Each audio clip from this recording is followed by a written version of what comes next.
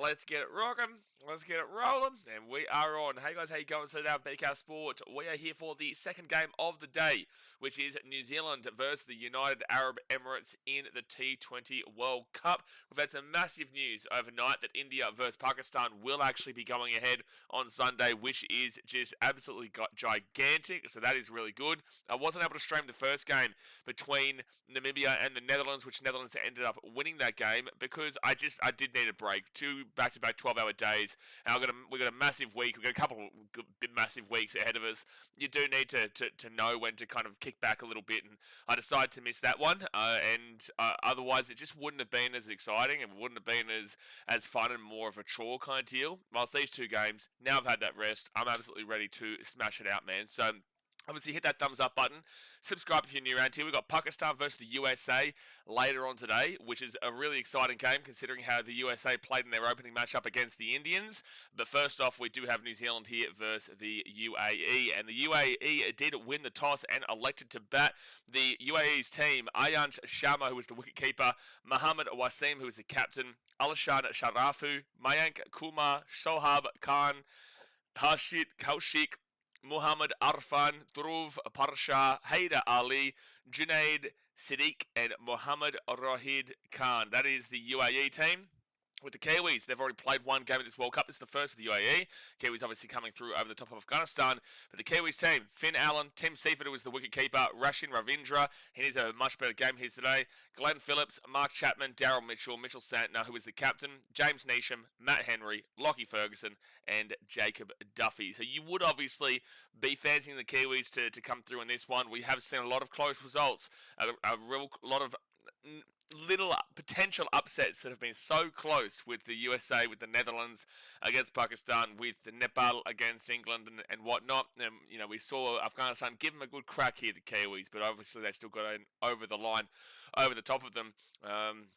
Look, it's been great, and I'd love to see the UAE get up and give them a crack here, but I just don't see it overall. I think the Kiwis will power through here. We saw South Africa last night get a pretty convincing win over the Canadians with a 213-run chase that, Canada did not disappoint for mine. In regards to the batting, I thought they gave it a crack. They got 156, and I was really impressed with a couple of their players in regards to the batting, specifically the batting. That is realistically all I'm talking about here. When it came to Navneet Dhaliwal, he got 64, and Harsh Thakur got 33. So that's a pretty good score considering that you're going up against the Saffers there. So I don't think you'd be too upset with that one. Now, if we quickly go before the game starts in about 13 minutes' time, we go to the two-team rankings. New Zealand is ranked in number 4 coming into this World Cup, whilst the UAE is ranked down there in number 17. When it comes to the batting rankings in the top 100, for the Kiwis, they have Tim Seifert, who had an incredible game the other day against the Afghanis, was dropped early, but then just absolutely punched him in the mouth. Tim Seifert is ranked number 9. And then you move down to Tim Robinson, who is ranked equal 15th there. But Tim Robinson is obviously not playing in this game. He is not here. Then we move down further. So they've got 2 guys in the top 20, but again, one of those guys is not playing. Finn Allen is up 13 spots into 36. Then you've got Daryl Mitchell, who is up 4 spots into equal 43, alongside Shubman Gill. You've also got Mark Chapman, who's in 50. The amazing Glenn Phillips, he's in 48. I love Glenn Phillips and what he does.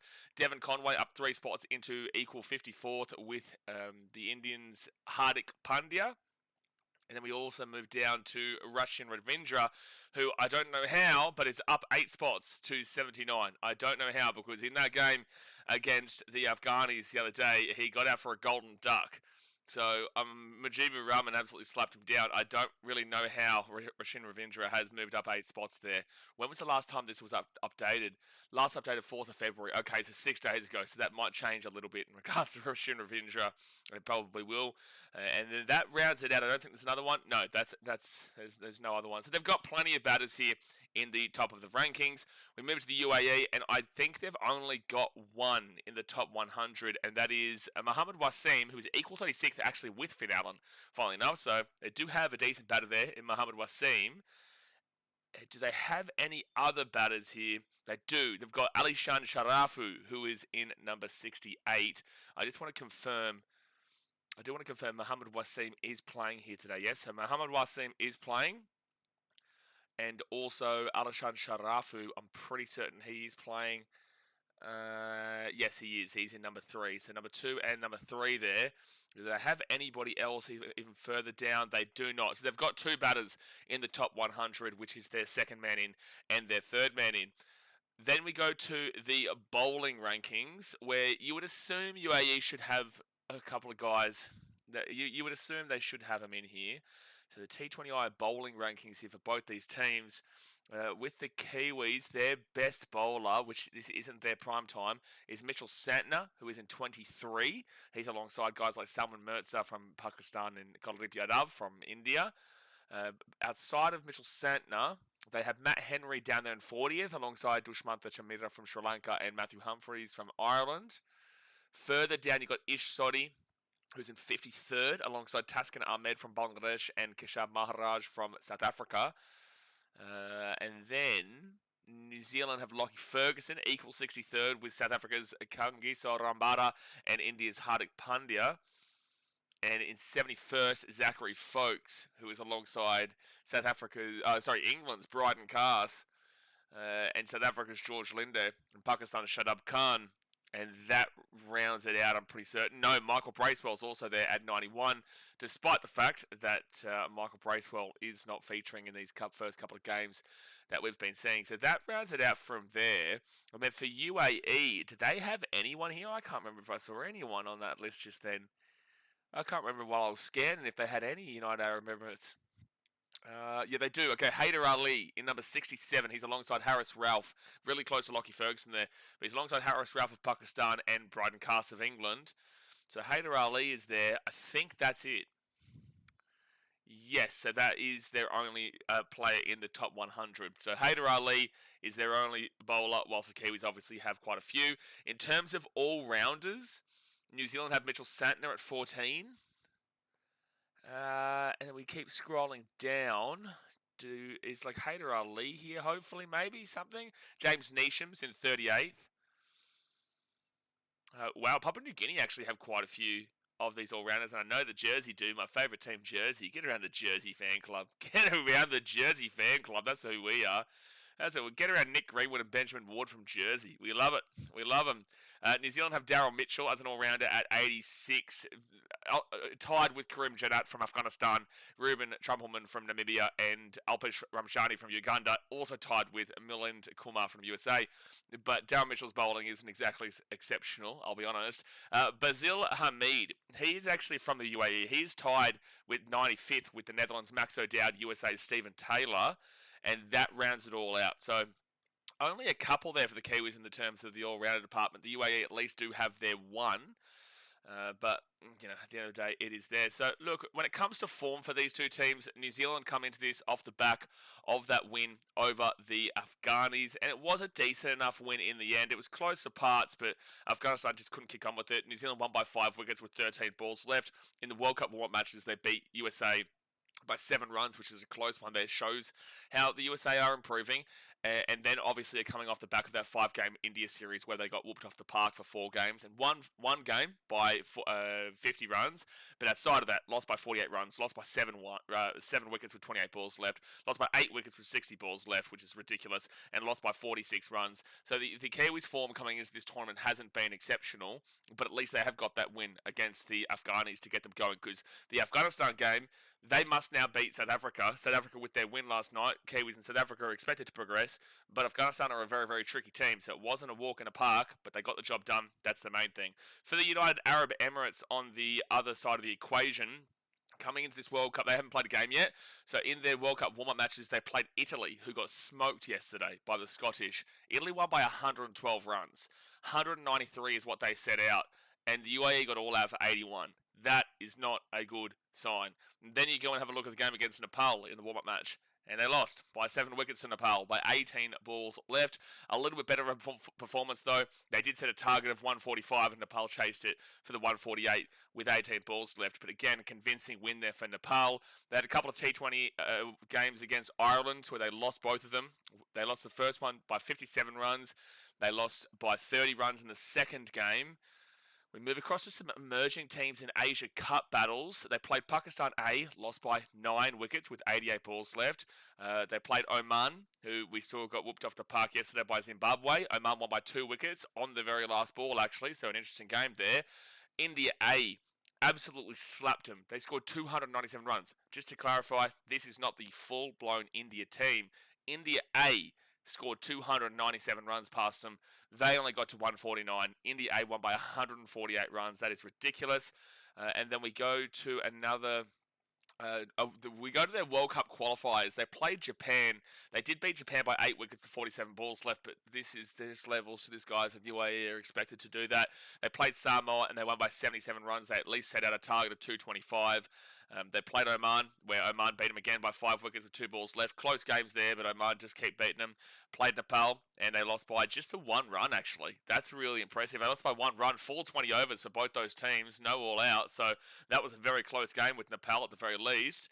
They played Malaysia A, beat them by 6 wickets with 4 balls left, and played Qatar and won by 7 wickets with 9 balls left. But actually, also in the Asia Cup group stage, they did play Pakistan and lost by 41 runs. You would have actually expected that to be a lot more, but it was 146 they were chasing. They got 105.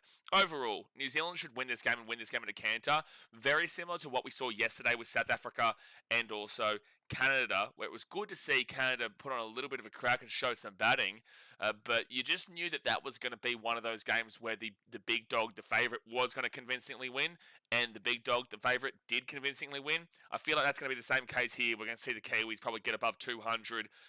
Actually, well, to be fair, sorry, I should fix that, because the UAE have decided to bat. So I don't think the Kiwis do get 200, because that would mean that the United Arab Emirates must get 200 themselves. I don't think that's going to be happening. This game could go quite quick now that UAE have decided to bat first. It could go quite quick. Again, they would need to put on a show and probably get to make this game interesting. You'd need to be seeing them get 190, 200. You would. You'd have to, and I just can't see a world that happens. They'll probably get around the 1 to 120 marker based off of what we've seen. Like, again, you go back to a couple of their matches, and they were struggling to get to 100 in a couple of them. They really aren't exactly fantastic on the old batting department. When they played Italy, they only scored 81 runs, and New Zealand would walk the absolute dog park with Italy.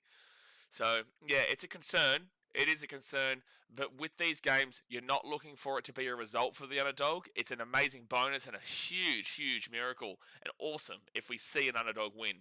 But in this kind of caliber game, you shouldn't be expecting the UAE to win this game. You've just got to hope that they compete and show some signs like what the Canadians did yesterday. But alright guys, hit that like button, subscribe if you're new around here. Like I said, sorry I wasn't here for Namibia versus the Netherlands, but that was between 2 minnow nations, and I did need to have a bit of a rest so that I could keep up this energy throughout this tournament. We are here for pretty much every single game, man, so sometimes you do just need to think about not burning yourself out, which I was. I would have absolutely burnt myself out after 3 back-to-back 12-hour days, basically. Saturday was a little bit different, but overall, pretty much the same. So you do need to keep an eye on yourself, and that's what I did. But like I said, thumbs up, subscribe. Let's get to the chat, and let's see the Kiwis put on a show. Highland says, hello, another game day year. Let's get it. It says India vs Pakistan shouldn't happen. Cricket shouldn't happen if terror activities will continue. But sadly, everyone cares about money. Look, it's stuck between a rock and a hard place. Realistically, I'm very happy that game's going ahead because it's awesome for the tournament. But it's a very selfish thought process there because we are just thinking about the cricket. I understand the ramifications, what can happen off the field. This isn't a safe environment, and it can be quite dangerous. But I just feel that it is so necessary for the rapport and reputation of the ICC and this sport that game goes ahead. If you wanted to move it to Colombo, Sri Lanka, then sure. I don't know. Is that game in Ahmedabad or is it in Sri Lanka? Where is that game? I think it's in Colombo, isn't it? I think they have put it there, haven't they? Let me have a look. I can't remember. Pakistan cricket. I can't remember where that game's meant to be because obviously they're playing all their games. It's meant to be played in Colombo. Yeah, Al Pramarasa Stadium in Colombo. So Yeah, well, at least it's not happening in India, mate. But at the end of the day, let's just hope for the best. Let's hope that everything goes well. Hope that everything moves along nicely and we get some good cricket. And how amazing would it be to see a good game there? That would be just rocking and rolling here on Sunday. Nine eyes get around it. Nate Dogg says, see the Broncos offered Haas a 5-year deal as a last attempt to keep him. Yeah, man. Yeah, we're keeping an eye on that for sure. Ayan says, we don't like Pakistan like Aussies don't like England. Very, very different, Ayan. Very, very, very different scenarios here, bro. Like, ours is a specific sporting rivalry. When it comes to England, we're happy to have a beer with them, laugh with them, joke with them, take the piss out of each other. With Australia and England, it's not a, a, a violent hatred rivalry that India and Pakistan is, based off of a whole variety of factors. So, we don't like England in sport, but also it's just a good, fun rivalry there where we hate them, but we love them, but we hate them, but we love them. Like the Kiwis as well. You know, Kiwis we just love in general, but the rivalry is always going to be there where you hate them, but you love them. Maybe not so much in cricket because we always do them in there, and you can't really reply to that, Kiwis. But overall, India vs Pakistan and Australia vs England is two very different kind of rivalries. This is the peak of sport, and this is the peak of politics, and it's just that cricket is the face of what that political rivalry is. The cricket show, the rivalry showed its face in the cricket, but it's not really about cricket. It's not. The India-Pakistan rivalry is not based on cricket because it's not like Pakistan have been hugely successful. It's not like there's been a huge specific cricket rivalry there. There's a lot of other things that have impacted that. So no, very, very different. New Zealand is a very tough side. They don't take bilateral seriously, but they get their best game when they play World Cup. That's more so Australia. New Zealand do try their best for those bilateral series. Like, they give it their all for the bilateral series, to be fair. Australia, they're not really a bilateral series team and a big game team. But all right, first ball of the game from Matt Henry, and it is going to be a dot ball. What do you guys think? Comment in the chat. What do you think UAE will get to as a total? And don't forget, later on tonight, we do have Pakistan versus the USA coming up from Colombo. And that one I am quite excited for after USA in the first one. Hopefully, Vince Quick can get some good wickets again. New Zealand and Oz are similar in terms of strategy. Both play bad in series, but in World Cup they become beasts. I just think that New Zealand... Oh, that's going to be... dot ball, maybe too high there. It's going to be single, actually. They all went up for it, though. Aiden says, what's your UAE run prediction? Oh, dude, it's hard, man. Like, I could see 100 to 120. If they get above 150, I'll be super happy with them, man. They're going to lose the game, but if they can get above 150, it would be incredible for them and to stand up and show themselves. Definitely too high there, and that'll be one leg bye for a single. So, yeah, look, I think that a peak prime time would be 150. Overall, though, you're probably looking more so around that 1 to 120 area-ish.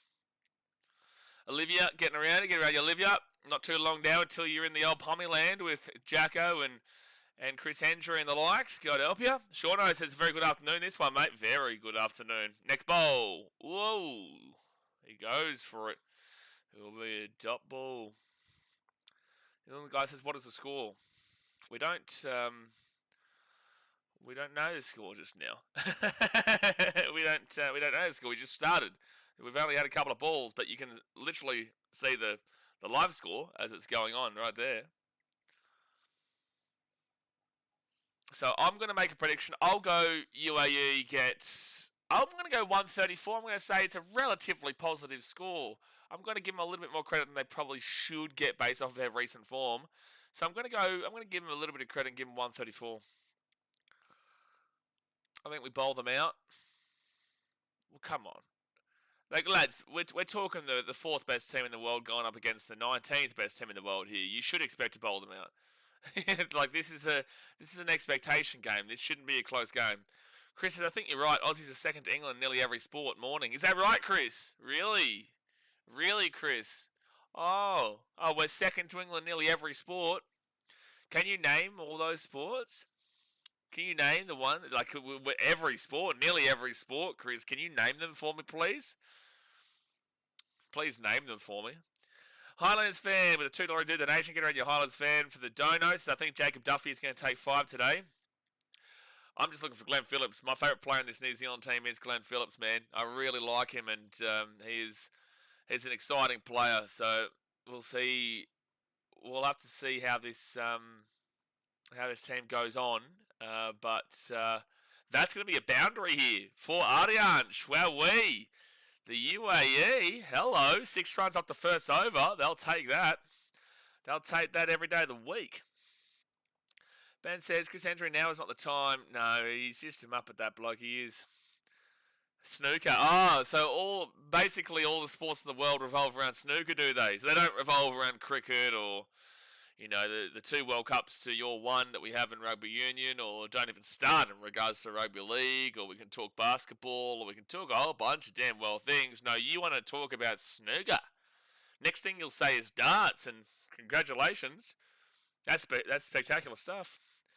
Paul says, UAE were pretty good when I watched them a while ago, but they were playing other Middle East teams. Yeah, well, they're like Oman and stuff like that. 130 runs for them sounds about right. Yeah, I've got 134. I think that's on the upper end. That boundary there gives you a good little... UAE get 170, Aiden says.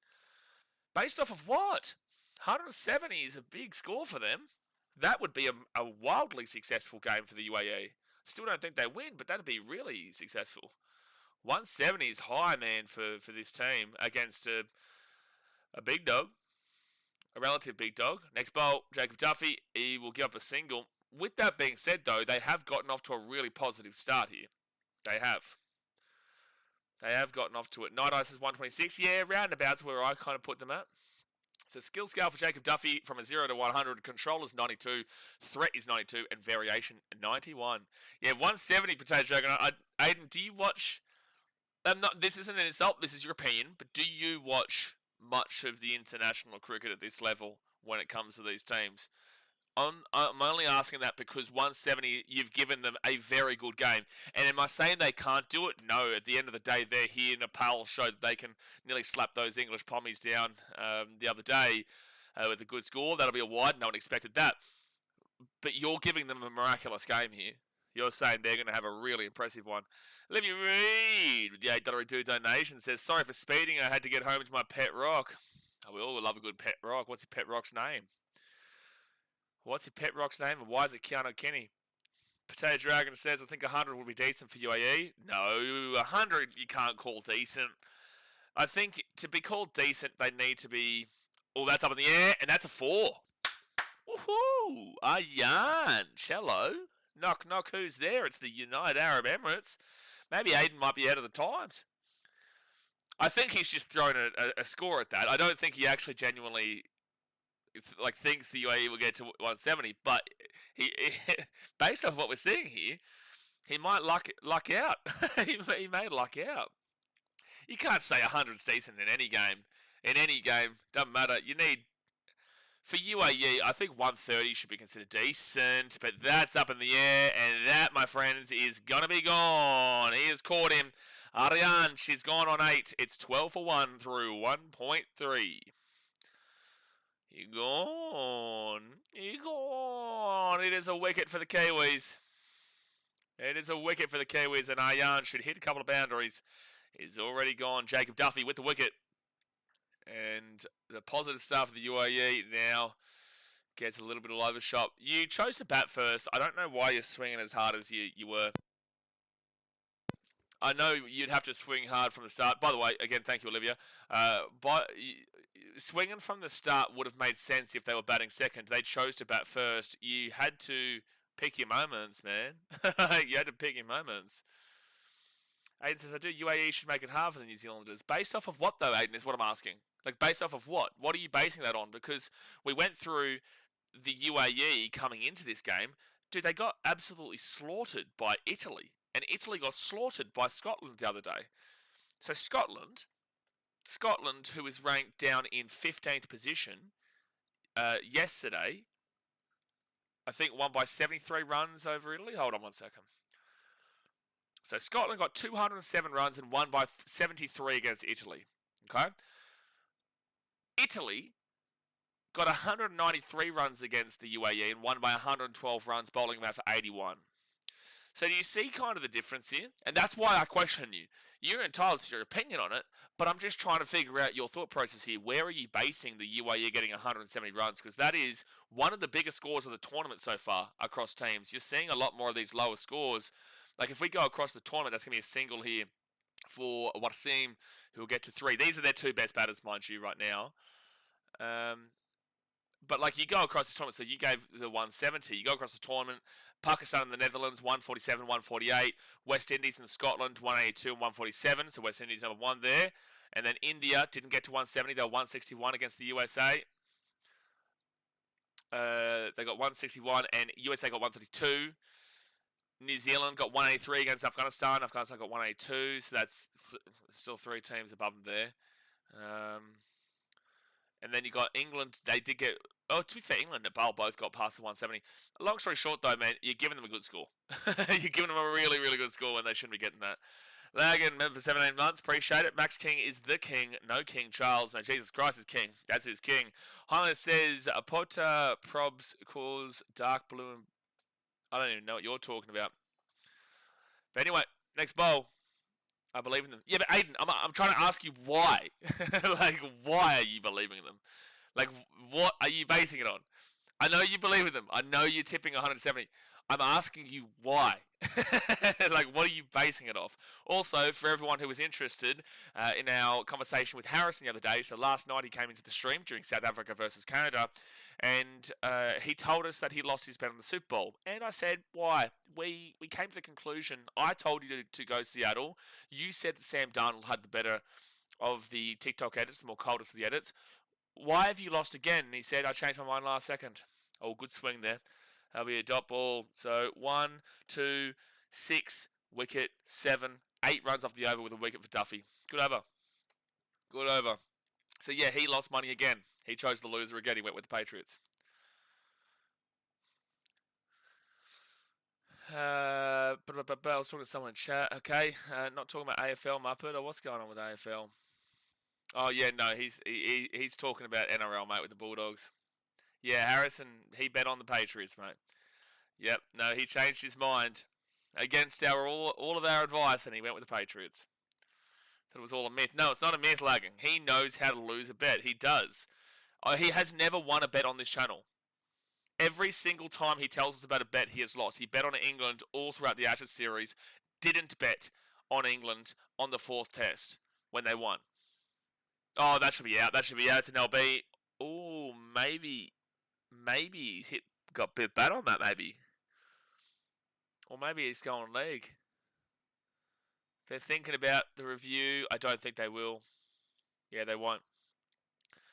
I just don't worry, I lost $100 yesterday too. No, not as bad as Harrison. Harrison always tells us about his bets here, and he always loses.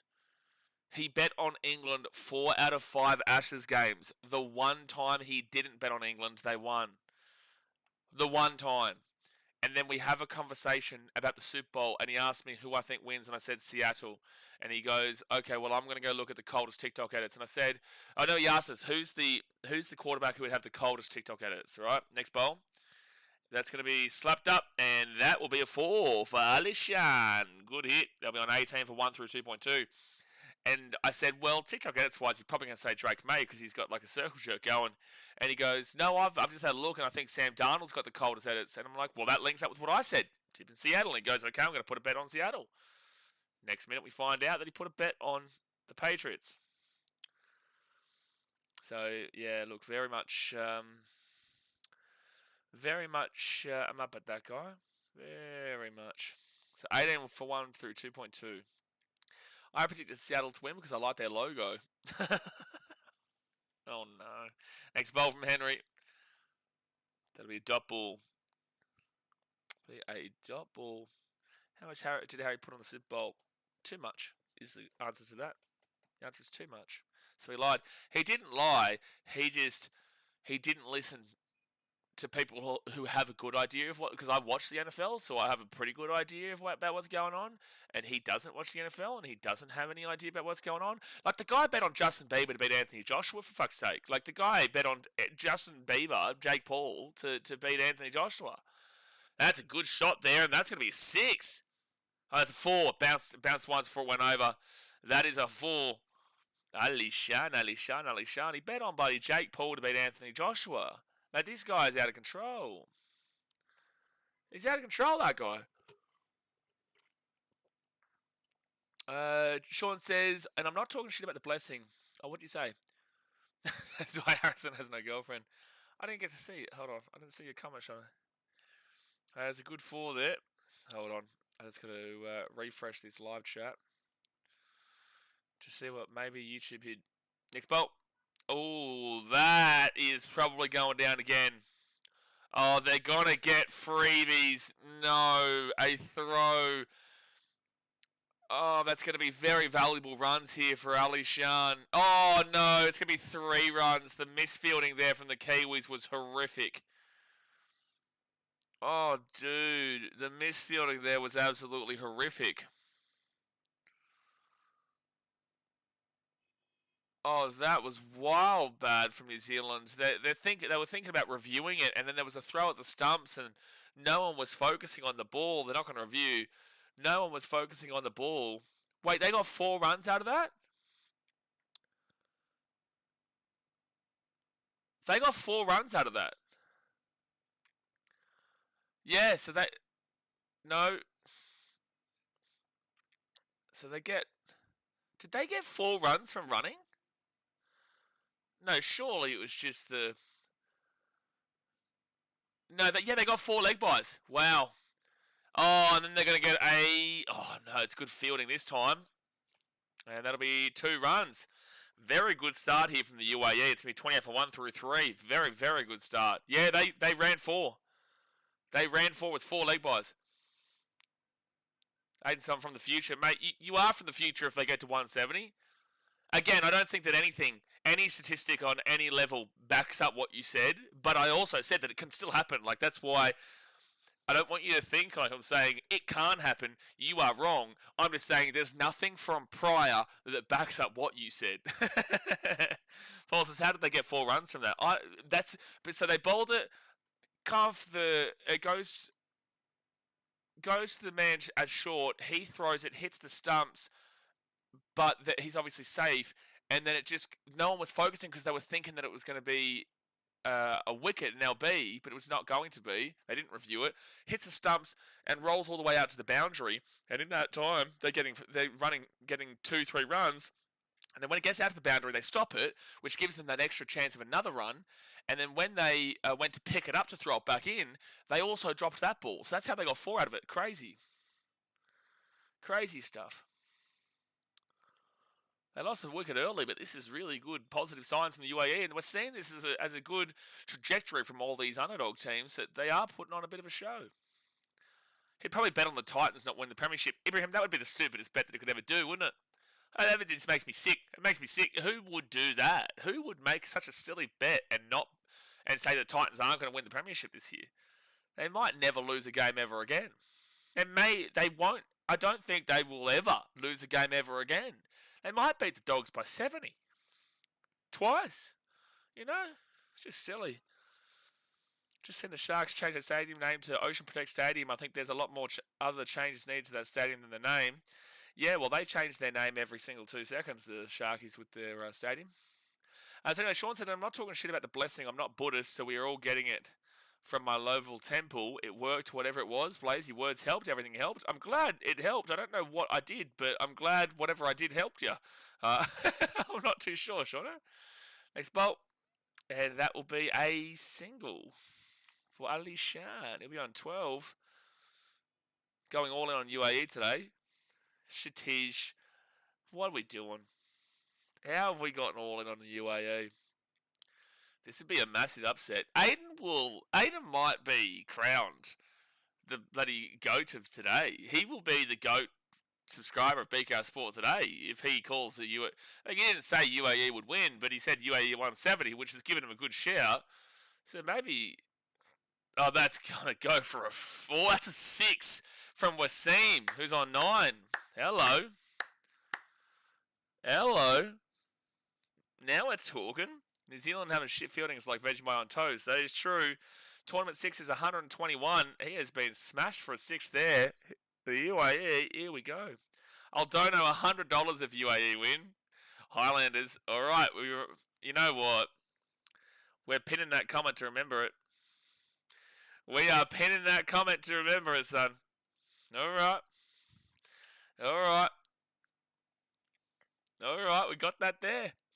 And don't worry, if you remove that message, we'll still remember it.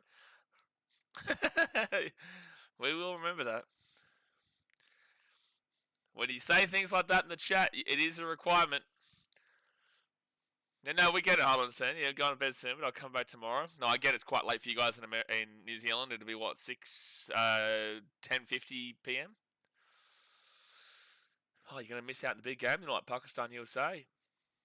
Now, there's an upset potential. Next ball. And, ooh, dot ball.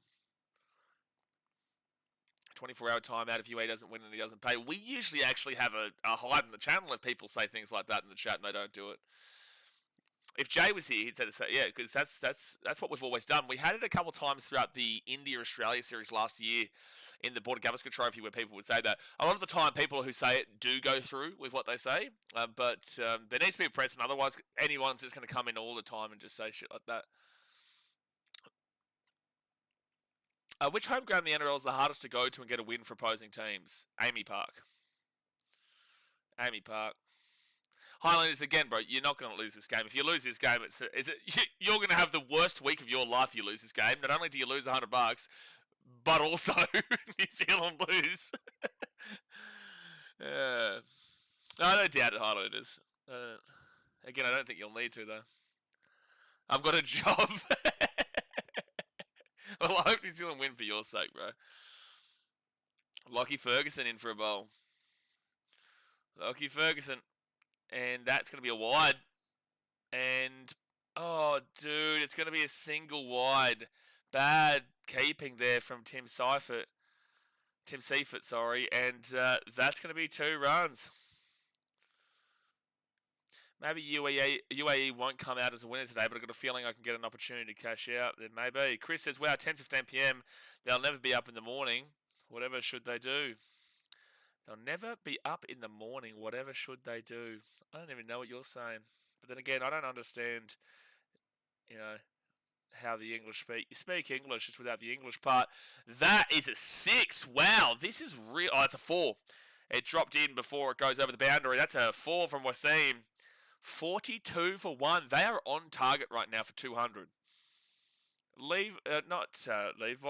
Aiden, are you in a time machine? Are you in a time machine? You must be in a time machine. 150 USC placed on UAE at 16. Surely we're getting a cut of that if the UAE win, where we? Aiden says, UAE get to 170. I'm the goat of the day, BK. You have a deal. You are the goat of the day if they get to 170, because you called it first. That'd be a single. But collapses a very high potential too. It's not that the Kiwis are fantastic at bowling, though, to be fair. Like, if you look at their bowling, overall, like, they've got Jacob Duffy, who's the 5th best bowler in the world. But outside of Jacob Duffy, you have to go down to Mitchell Santner at 23. And then Matt Henry at 40. Ish Soddy at 53, and Lockie Ferguson equals 63rd. Zachary Foakes at 71, not that he's playing. Carl Jamison not playing, 74. But like, it's not their prime time. Their prime time is the batting. The batting is what the Kiwis rely on. I'm concerned about New Zealand right now too, Paul. They don't look in it. I know you've held back on saying something there, but it would have been valid actually with this game. Their mental state doesn't quite look in this game right now. Quite right this second. Right this second.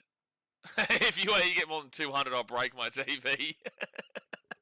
If they get 200, I still don't think it's a guarantee of a win, but wow. That would be spectacular scenes. Ooh, big swing, big miss. They're on target for 200. The run rate's 9.21, but you bump up the run rate in the last 5. We have Finn Allen. We are chilling. Ah, yes. Finn Allen was incredible the other day, wasn't he? Yeah, Finn Allen against Afghanistan. Wow, he went for a massive grand old total of one. He was unreal, and then you had a really spectacular effort from Rashin Ravindra, who got out for a golden duck. You should be backing in on Tim Seifert. With that being said, you do see those ups and downs, so I would expect to see a good effort from Finn Allen today. Yes, Finn Allen and Ravindra, yeah, the two stars of the show against Afghanistan batting wise. No, they were spectacular. I really loved seeing them for a grand total of 3 balls collectively. Collectively, spectacular stuff. I'm glad I stayed out of betting on this. I've learned to wait a little. It's very difficult betting right now, is what I would say on this. Okay, successfully connected, and we're back on. I don't know what just happened there, guys. I don't know what just happened. Our internet just cut out, but we are back. We are back now. Sorry about that. Refresh the stream so that you get back in live with me. Refresh the stream, but for some reason something went wrong. But we're back now. Just trying to stream and it crashes. Yeah, it's because you're a Knights fan, Brenton, and the Knights fans. It's very difficult for them to watch. I'm gonna have to turn this VPN back on. I think it was the VPN that messed it up. As he said, if New Zealand win, I'll personally convince Payne Haas to stay at the Broncos. New Zealand, if New Zealand win, Azzy, if New Zealand win. So it might cut out very, very briefly here as I put this VPN back on so I can get back on my Prime. So do bear with me a second. It's 1 for 44 right now for the UAE. What a surprise! Someone related to the Newcastle Knights joins and everything goes to shit exactly right, Lagan. So just give me 1 second here as I put this bad boy on. It's connecting to it's because it's connecting to Perth, isn't it? It's because it's connecting to damn well Perth, and you know that's a worry. Frozen longer than the last airbender. It didn't freeze for too long. It's still connecting here. The old VPN is struggling. The old VPN's is struggling to get anything going. I might have to try the other one. Uh-oh, not Perth. You're not Perth. 1 for 46. UAE do get one there. I do get one there. I'll try the other. I'll try the other VPN that I've got. I got ExpressVPN and also NordVPN, but obviously NordVPN is causing a little bit of funny bugs at the moment. Stream crash did last longer than Babar Azam on the bat. That is true. That is something that is true for sure. You might as well send $100 now. Yeah, with the UAE playing like this, unbelievable stuff. Adzi, did you mean that if UAE win, that you'll personally convince Haas to stay at the Broncos, or did you mean what you said with New Zealand? Because New Zealand should definitely win this game, regardless of what we're seeing here from me. All right, we're on to Prime now. Okay, everything looks like it's going smooth for me at the very least. 1 for 49. Look at them go. They're flying. They're flying right now. He did also say if UAE get to 200 runs, he'll break his TV. Yeah, he did say that one. I remember that one. He did say that. Remember that one clearly.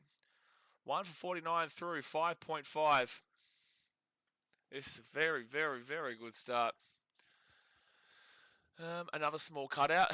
But are we on now though? Are we Gucci now? It says that it's fine on my end. Stream is slowly turning to the Fiji streams. Oh yeah, it's fine now. Okay. Yeah, I don't know what's happening because our internet is completely sweet. It's the VPN. It's what's happening with the old VPN. I think if I broke my TV, my parents would stop loving me. Well, these are the risks you take, mate. These are the risks you take. Well, hopefully it's a cheap TV. Well, it doesn't sound like it with what he's just said. Maybe I'll go to Crick Stream or whatever it is. Crick HD for the time being. If you win, I'll buy myself a Zinger box. I think you'll do that anyway, to be fair. I think regardless, you'll probably be doing that. Okay, click on that. I do hate going to this Crick HD one though because it's just full of racists on that chat. If he's going to bed, he'll have to leave his number with us so we can text him the result. Oh no, he'll know. We've got a big day of cricket tomorrow. There's some massive games tomorrow. Massive, massive games tomorrow. Okay, we're working now. Everything is working now. I might have to refresh this on the screen. We will be having a drinks break, guys. So hit that thumbs up button and subscribe. It is a drinks break right now after 6 overs, and the score, what are they on? They're on 50. 50 through 6. They're happy with that. 50 through 6. And now let's refresh this scorecard.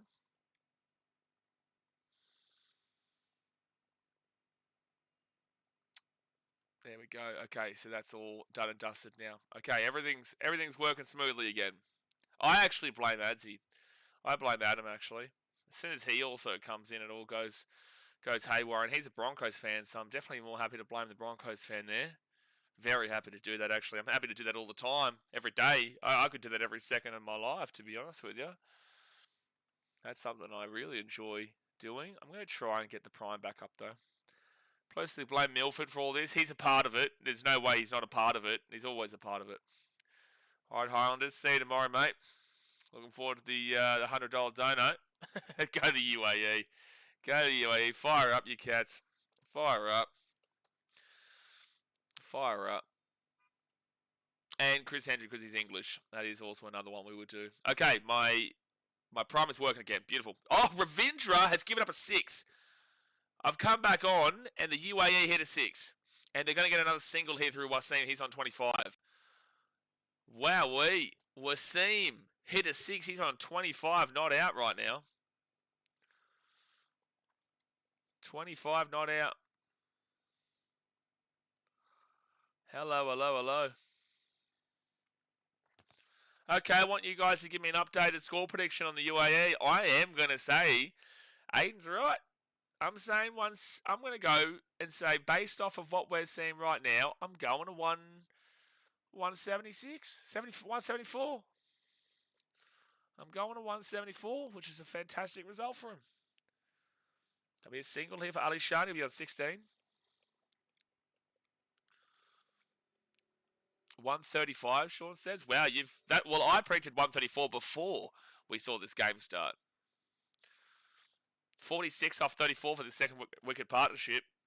To be fair, these guys do need to stay in, but yeah, you've gone basically my prediction from before the game there, Sean. I feel like they've done a lot of positivity here to show a bit more now. Paul says New Zealand slopping has probably added another 20 runs at least now. They have been really sloppy in the field so far. It has been well and truly all over the shop. Most sixes in T20 internationals. Wasim, 192. Rohit, he's at 205. So Wasim knows how to hit sixes.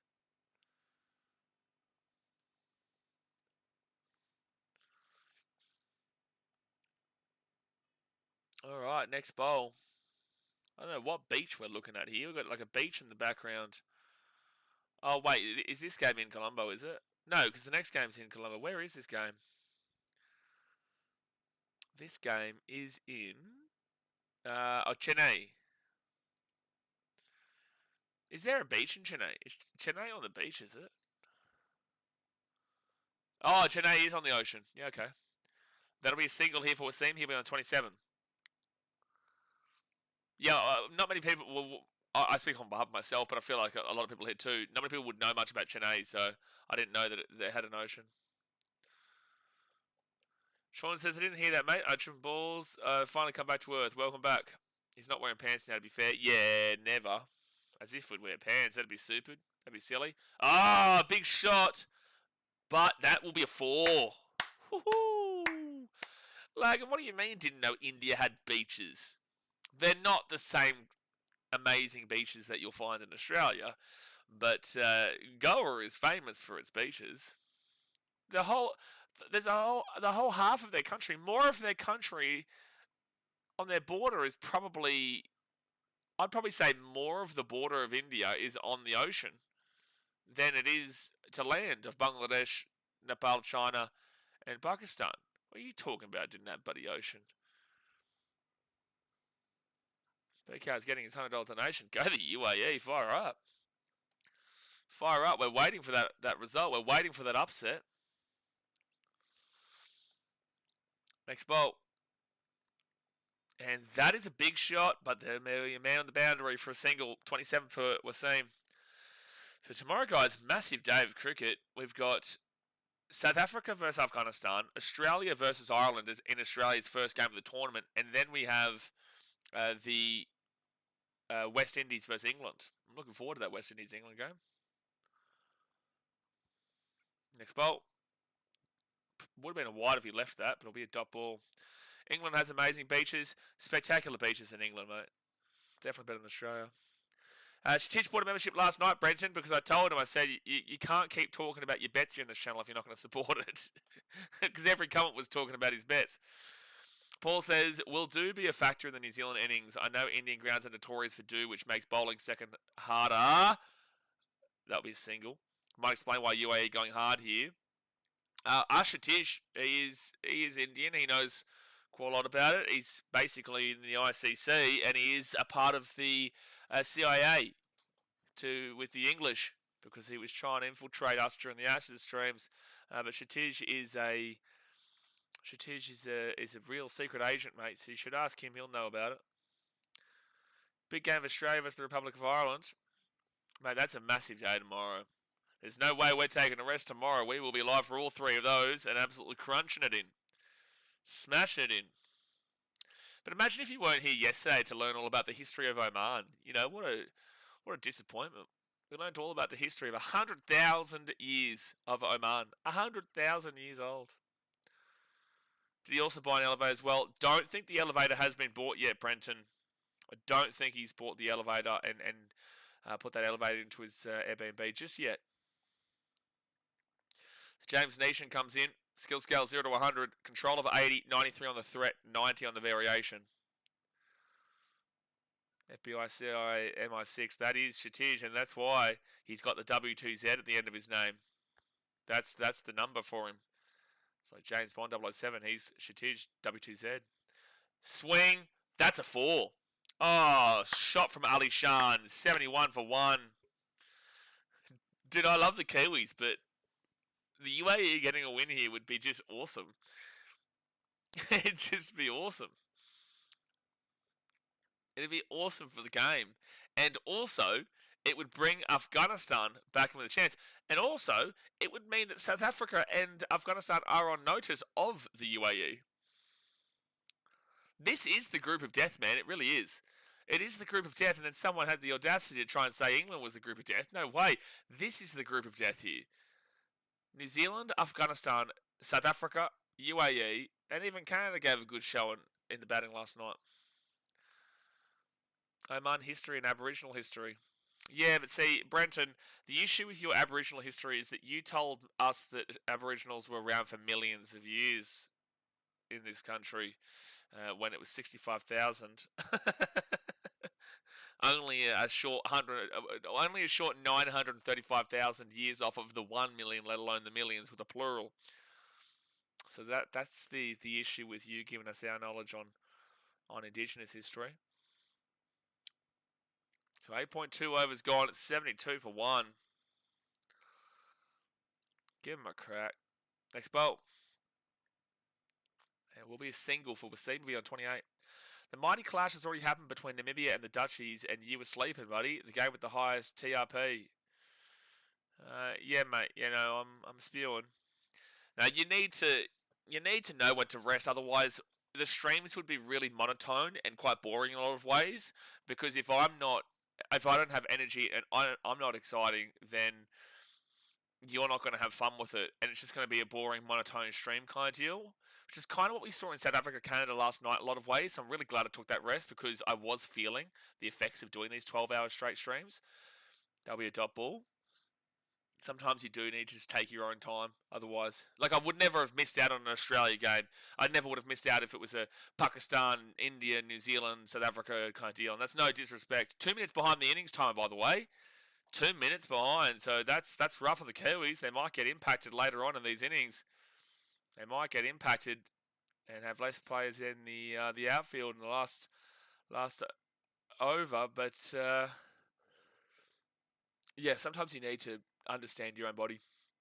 Broken TV, $100 donation. What else is going to happen tonight? No, but see, Aiden, that would be the worst time of his. this would be the worst game in history. He would hate UAE for the rest of his life, like Paul hates Nepal. He would hate the UAE because not only would he lose $100, not only would he have a broken TV, but then also the Kiwis lost to the UAE in the biggest upset that we've ever seen in World Cup nearly damn well history. You know, like, it would be the worst game of his life. There's no way he'd ever travel to the Emiratis. There's no way he'd go there. We've already got Paul, who hates Nepal, and now we may have Highlanders hating the UAE. A sleepy BKR would still be 10 times better than a block of roach. This is also true, though. It is definitely true. So next bolt from Wasim to Wasim, and it will be a dot ball. Breton says, all 10% of bets won goes to the channel, lads. It does. It does, yes. Very generous we are. It could be 50-50 because, you know, we're supporting you in your bets. So it could be 50-50, but we're a generous bunch here on BKRsport. We take 10%. We take 10%. Does the loss go to? No. The loss doesn't go to. But I'll be here to morally support you like an Englishman. You know, the English always lose, so I'm here to support them and get them through these tough times of supporting England. So just like when you lose your bets, I'll morally support you, mate. And that's my contribution of my 10%. So I actually do 10% of the loss. I have to put up with you guys when you lose your bets. Netherlands bat well. Scotty Edwards came in and whacked his way to a win. Yeah, I was keeping up to date with it, mate. I was, but just wasn't watching it specifically. Paul struggles to tell time. Why is he also betting? Gee whiz. That's a good point. So Alishan on 28. Wasim on 28. Current is 164. 10 runs per over would be 184. 206 would be 12 runs per over. If these guys stick in here. Ravindra, he got for 6 in his last over. And he'll give him a dot ball there. You can't bait me into commentating into a 5-minute silence. He's savvy. He knows what's happening. He knows. That will be a single. I bet you I could though. Like if I really tried, Paul, I reckon I could bait you into it. I know you're probably referring to Brenton there, but I reckon baiting people into specific comments is actually pretty easy from my perspective, from my side. Maybe not so much from commenters. That will be a single. That'll be a single. But you earned that time out yesterday. You earned that. You earned that on yourself. Run rate of 8. It's 2 singles here. I got a super killer comeback answer. Yeah? What's your super killer comeback answer, Paul? What is it? I'm looking forward to this one. But that would get me a 1-hour ban. No, I want to hear it. No, please. No, you need to say it now. You can't say that you have something and not say it. He goes for a big shot, but it will be a dot ball. Can the UAE hit the ball out of the park to waste more time for the Kiwis? Well, these guys, while they're in here, anything's possible. Based off what we're seeing right now. Next bolt will be a dot ball. That's 9.5 is in. This is actually good over here from Ravindra. First time for everything. Like I says, you're a rookie to this channel, so you'd fall for it. Lucky for me, I'm a veteran now. Yeah, you're also a veteran of this, Lagan. Alright, so that's going to be a single for Alishan to end the 10 overs, and they're 77 for 1 through 10 overs. Obviously, guys, hit that like button and subscribe. Anything above 150, you'd be happy. Yeah, Alex Reborn, I didn't forget, but we've been doing these 12 hours days. We'll talk well and truly in depth about it on the Titans versus the Dolphins stream on Thursday. And obviously we'll be live for all 9 games this weekend, mate. So plenty of time to talk about it. And also, it's not actually guaranteed just yet, too. It isn't actually guaranteed because the Broncos have tabled a 5-year offer with stipulations that he can leave for R360 if that offer comes up as well. So there is still plenty to wait and see about. But because I did 12 hours yesterday, we've got a big day here with 2 more games. We did 3 games the other day as well, and rugby league, the 2 games into a cricket game. It's just been so tiring mentally to then go and film another video and then edit that video and upload it. So I do say, actually, I'll put this out here. If there's anybody watching who wants to, especially for this year, because I'm going to be so busy with cricket and rugby league, I can film videos pretty easy. That's going to be a single here for Ali Shan, who'll get to 31. I can film videos pretty easy, but it's just about setting the time away for editing, which, only takes half an hour, but I just don't have that time at the moment. So if anyone is interested in getting some experience in regards to editing those simple conversational videos to put out on the channel, and also on Instagram and whatnot, then hit me up on Instagram at BKRsport or shoot us through an email, and we'll talk about it, because I do want to put those videos out, mate. They're important to talk about. Payne Haas is a very important thing to talk about right now, but I just haven't had the ability to do it in these last couple of days, you know what I mean? But I'll save it when England play. It's more appropriate for that. Well, that's only tomorrow night, so I'm looking forward to that. It's sticking a bit in the deck. Hope UAE gets above 180. Yeah, it's definitely slowing down a lot more now. That will be a single for Ali Shan. But if these guys stick into the 15th over, it's possible. Yeah, I've got to say, it wouldn't surprise me if Payne changed his mind. Totally the type of kid to do it. It's funny, because I was going to mention this the other day, that I wasn't 100% sure on it either, because it's still the cooling off period, and we have actually seen Payne Haas do these conversations before with the Roosters a couple of years ago, where the Broncos fans were all booing him.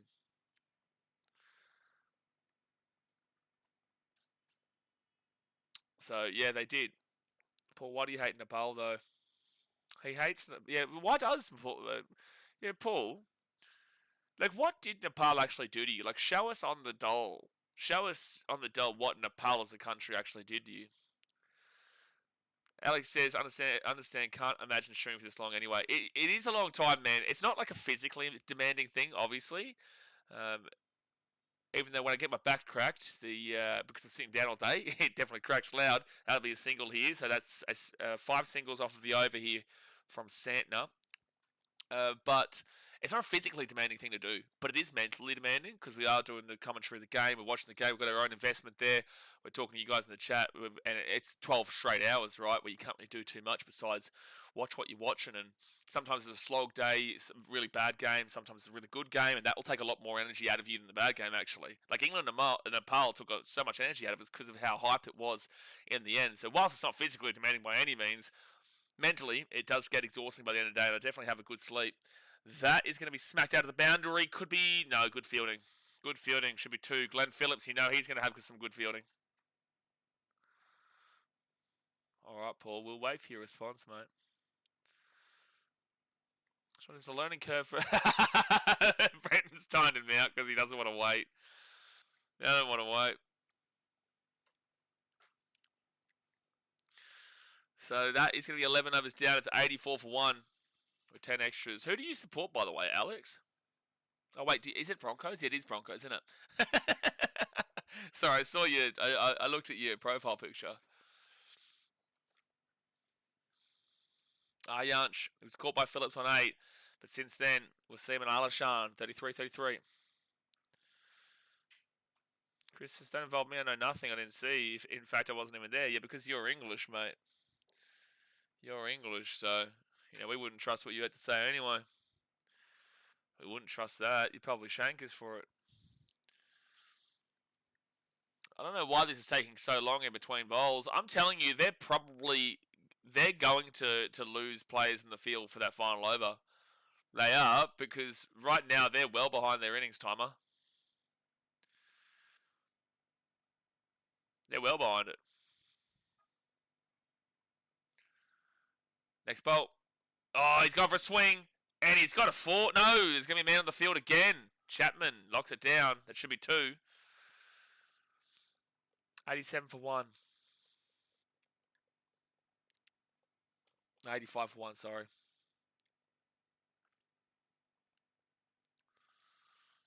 They're saying something right now about at 140k, these guys get done over within 3 balls. Is what apparently the stats show with Wasim and Ali Shan. I think that's what I just heard. That'll be Knocked out to the boundary for a single.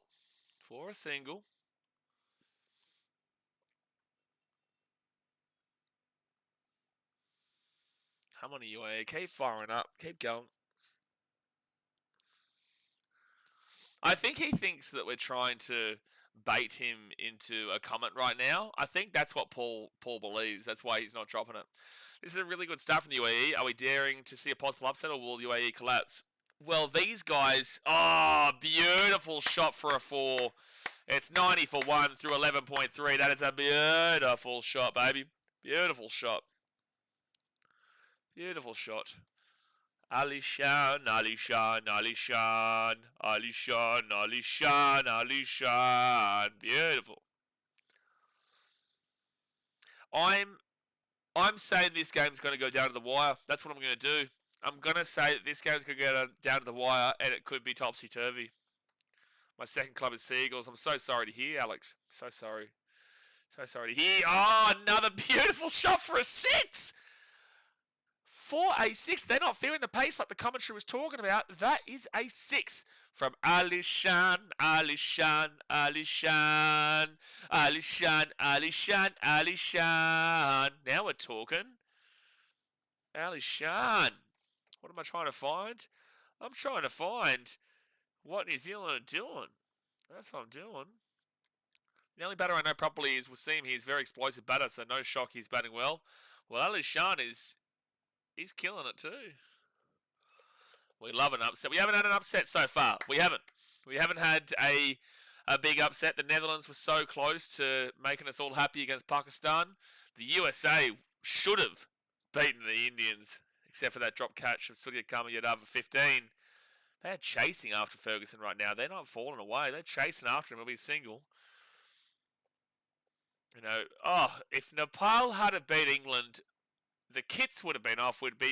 No one would be wearing clothes. No one would have had clothes on. I'm not being like anything, just getting in early that I know is it. Fair enough. This is definitely going to stress Highlanders out. I don't think that he's actually sleeping right now. I just think that he's preserving himself from the potential slander that could come his way for what's happening in this game. Live forecast predicts 163. You've got to say it's looking like a 170 plus at this rate. I agree, Paul, because usually, like I always say, you double what they have at the... it's a 4. Oh, it's 2. Man on the boundary out there. So it'll be 99 for 1. Usually you double what they have at the 10 over mark. I can't exactly remember what they had. I can't exactly remember. Let me just have a look. So... At the 10 over mark, they had 77. So what you usually do is you double that and then add 20, 30 runs on for the last 5. So that's 154. And then you usually add 20, 30. That's 174, 184 potentially. So between 174 and 184 is what they're actually looking at right now, based off of what they were at the 10 over mark. And it's not like they're slowing down. Current partnership is 87. They've just hit a 6 and a 4 in the previous inning, previous over. This is looking really good for the UAE. I hop off for now. Might come back on this live. All right, mate. Well, we've got another game later on tonight as well, which is a big game. Pakistan versus the USA. But we'll see for the next one. Oh, it's been smashed for a 6. Alishan with 30 bump. 30 bump. 30 bump. 30 bump. 30 bump. 30 bump. Alishan has absolutely smacked him. 50 runs up for him. He's on 51. What a performance. They are not going away here. The UAE is not going away, and the country of New Zealand should be shitting their pants as we currently speak. This is very worrying. I think Italy could beat England. Potato Dragon, this is the crazy thing, right, about cricket and T20.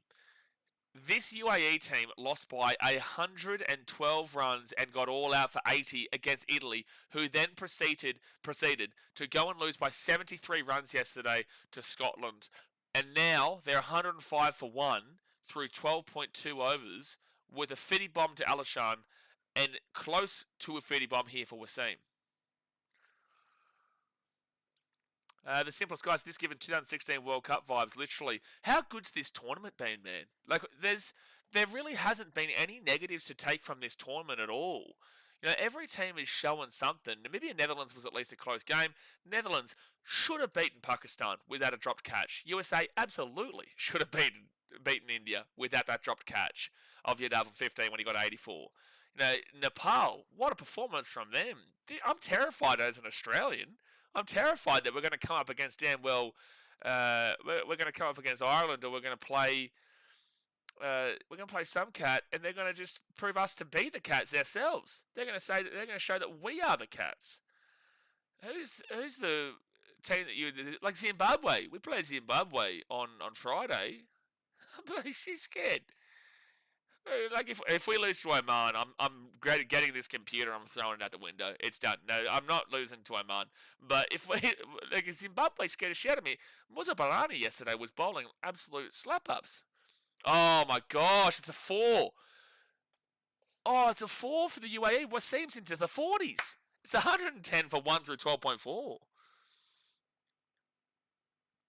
We might be seeing potentially the first upset of this World Cup. Pakistan versus India is back on, Chris. Yeah, Pakistan versus India will be on Sunday. It is back on. It is back on. We will smash Ireland and Zimbabwe, but Sri Lanka is a tough game. Yeah, but Sri Lanka struggled against Ireland, man. Honestly, I'm not saying anybody's smashing anybody right now. I called India for 300 against the Americans. And obviously that didn't happen at all. That will be a single, and the partnership will move to 99 here. Satish says, once more, please. Get on that fitty bomb again. Well, you need to wait for another fitty bomb for that to happen. There's no fitty bomb. By the way, you're a member now, Satish, so you should know if you're a member, which, by the way, guys, only costs $5 a month, supports the channel. But if you're a member, you get what Brenton dropped, the fitty bomb GIF. When there's a fitty bomb, you have to drop. As a member, it's a requirement. It is a legal law here on BKRsport that you must drop the 50 bomb GIF when the 50 bomb has been hit, but you have to wait for us to commentate it as well. Henry getting schooled by the UAE. Score predictor is 184. Remember what I said? 77 times 2, that's 154. You add 20 to 30 runs on, that would be 174, 184. Right now, they're predicting the high end of that. Swing and single. It's a 100 partnership. What a performance. Actually, I'm underestimating Zim's bowlers, Musa Barani and Raza. Actually, yeah, we should win, but dare to say it'll be easy. Dude, there was actually some pretty good performances overall from Zimbabwe yesterday. The bowling, like, they did look really good in the bowling. They absolutely dominated Oman. Like, they dominated them. Blessing Musa Barani. Blessing got. Hold on, I just want to go back here and have a look. So Blessing Musarabani got 3 wickets for only a 4 economy. Ngarava also got 3 wickets. Brad Evans got 3 wickets. And Sikandar Raza only got the 1 wicket, but 4.25 economy.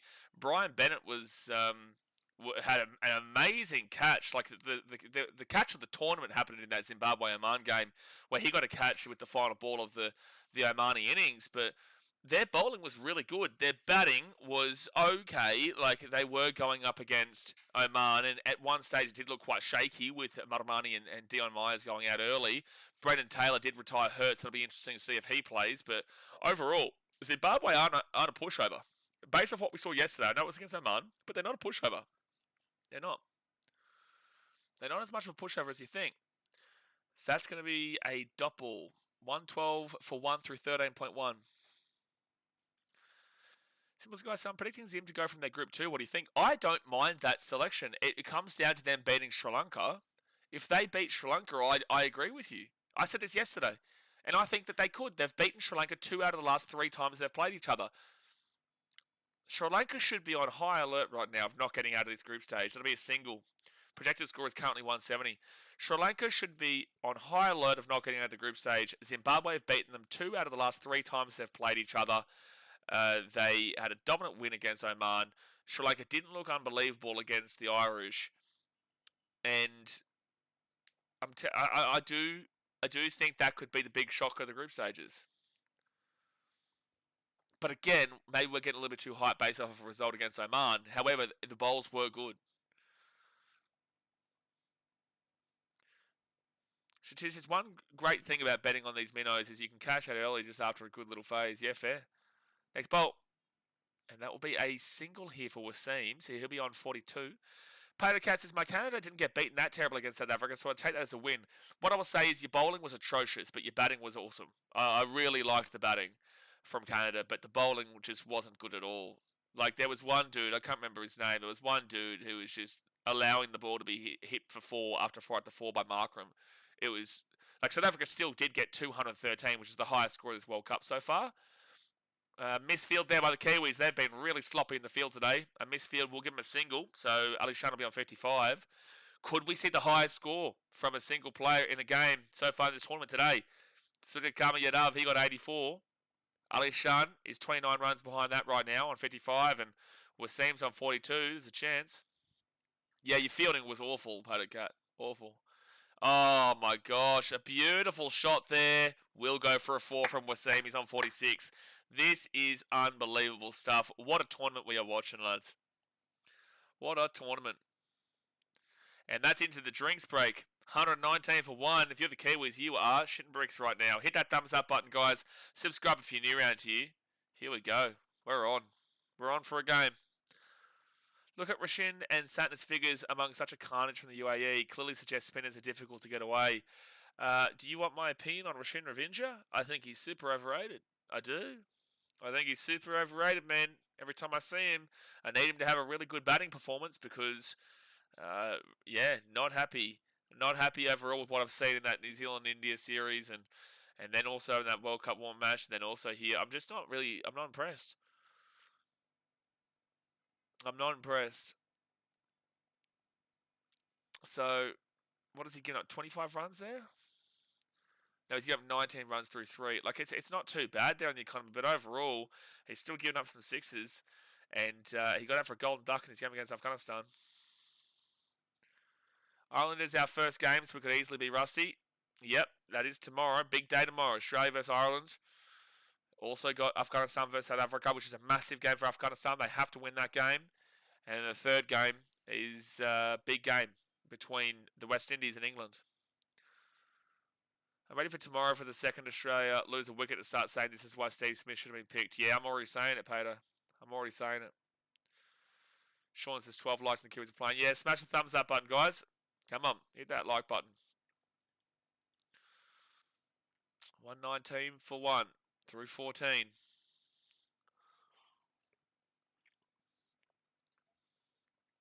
$119 for 1. He should have been picked. I agree, he should have been picked. And it tells me that he would have wanted to be picked because he has signed with the PSL in the Pakistani Super League, apparently. Projected score of 170. 10 runs per over is 179. 12 runs per over is 191. Death fast bowling and opening probably lost the match for Canada. A lot of things lost the match for Canada yesterday. A lot of things. Smith, so how are you asking for the betting site that has the best odds when you just said that you're anti-gambling? Mr. Atazi says, does Daniel Vettori still play for New Zealand? Yeah, Donald Bradman's also playing for Australia tomorrow, mate. Yeah. Yeah, I can't wait to see Ricky Ponting get out for a bat in tomorrow's game against the Irish for Australia. I know you're a rugby league fan, Mr. Atto, but do you watch a bit of cricket as well? Or Shatij says, this carnage must have woken up the whole New Zealand. No, the Kiwis don't care about cricket really, bro. Trust me. Like, it's not... This is what we say to Indians all the time and Pakistanis. Cricket is not that big, especially this time of the year. For Australians, they only care about the Ashes. They really do. And then you'll get a good portion, watch the Boxing Day test and whatnot, but it's not that big in the Kiwis. They're all rugby and rugby league. Next bowl. Swing. Dot ball. No, you wish. Why is he telling them to try and call that as a wicket? I'm just curious. At least if you're going to gamble, make sure the house isn't taking the piss. Well, yeah, always bet responsibly. Always only dabble with what... Only bet with what you can lose, lads, if you do. Which is why I hope Highlanders fan with his bet of if UAE win, he's donating $100. I can watch if it's on, but it's kind of like, meh, yeah, fair. But this tournament has been really exciting, man. This has been... Oh, he's gone for a swing. He's opened up on that one, and that is an absolute whack from Alishan. Oh. Oh my gosh, that's actually a wicket. Oh, they might have actually caught him. They might have actually caught him here. They reckon they've got him here. They're going to check this.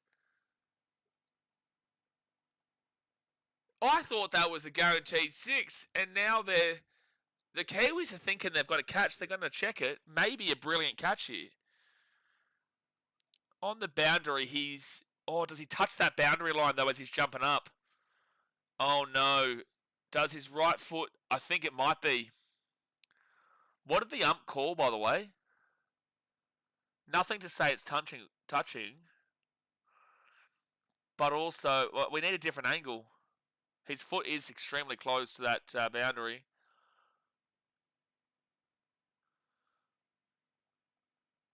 Well, how do you know he's not touching there? That looks very close. I feel like his foot does touch it there. I don't know if they're going to be able to prove it, though. Damn, so they're not even going to... There mustn't have been another angle, so it is out. Ali Shan is out on 55. I feel like we needed to see a different angle there because that right foot did look extremely close, but the Kiwis will pick up a big wicket there. They needed that. They needed that massively. Yeah, I think they needed to get another angle of that. I don't think that was an easy call of just saying he's not touching. Great innings there from Alishan regardless.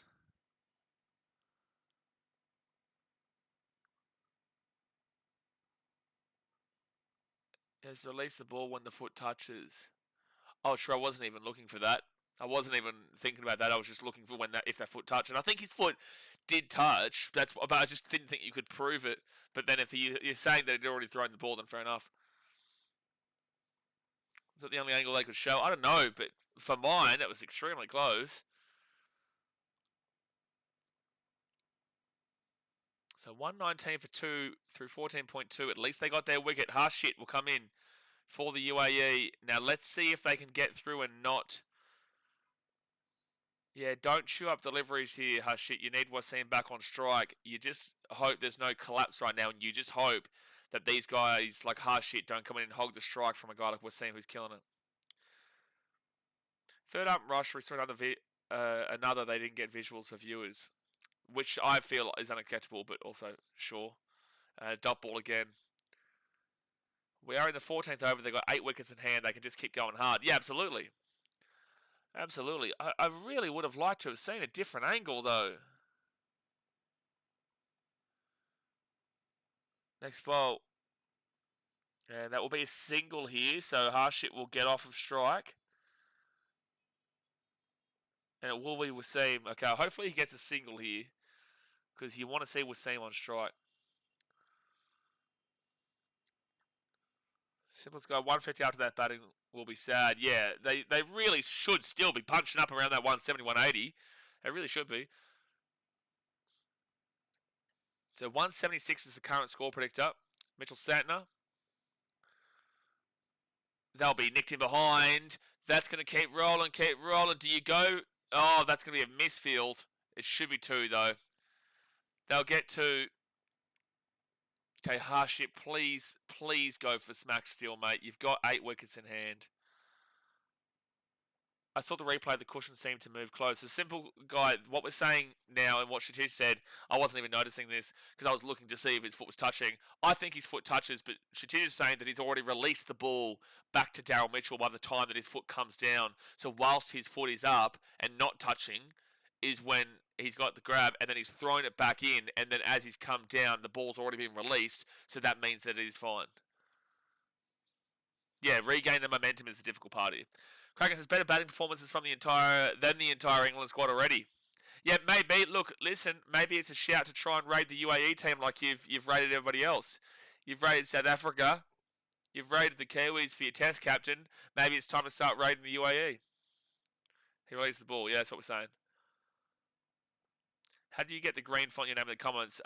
So basically, it's a member. So it's only $5. It supports the channel for what we do here, and it's $5, and you have a whole bunch of gifts and all that kind of jazz alongside your name. So that's where they get the green. Yeah. From what I've seen of the UAE, their middle order can score better than their openers. Well, the 2 and 3 who we just saw in Wasim and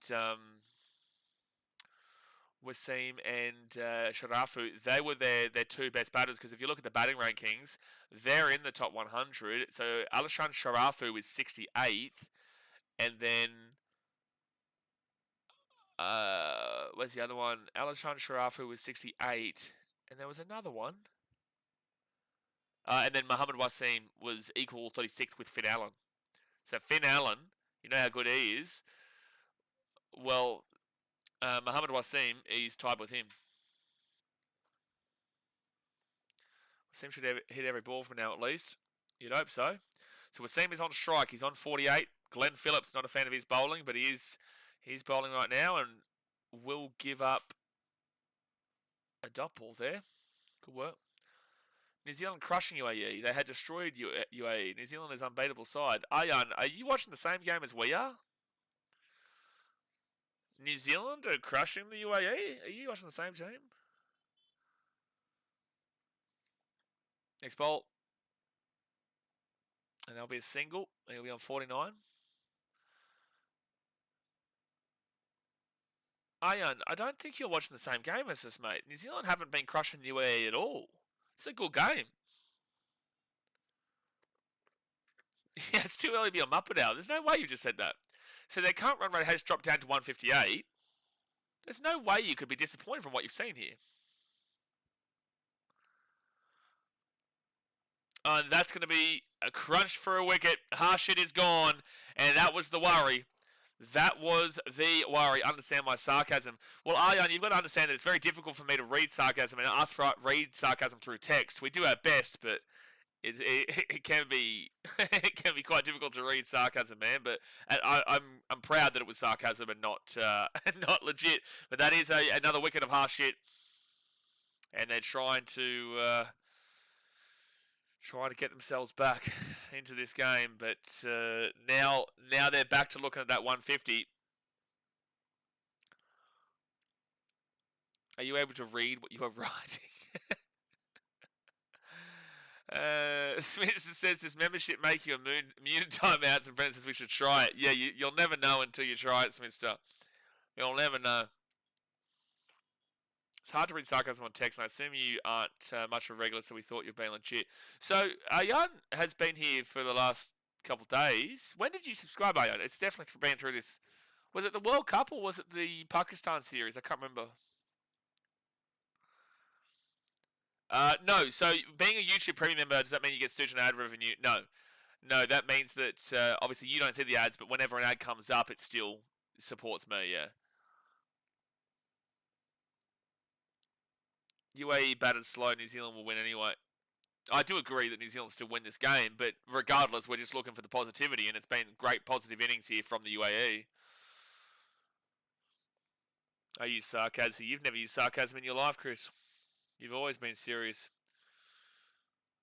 So Mayank is on a first ball. We'll get a single. No, you don't want the single right now. You need Wasim on strike.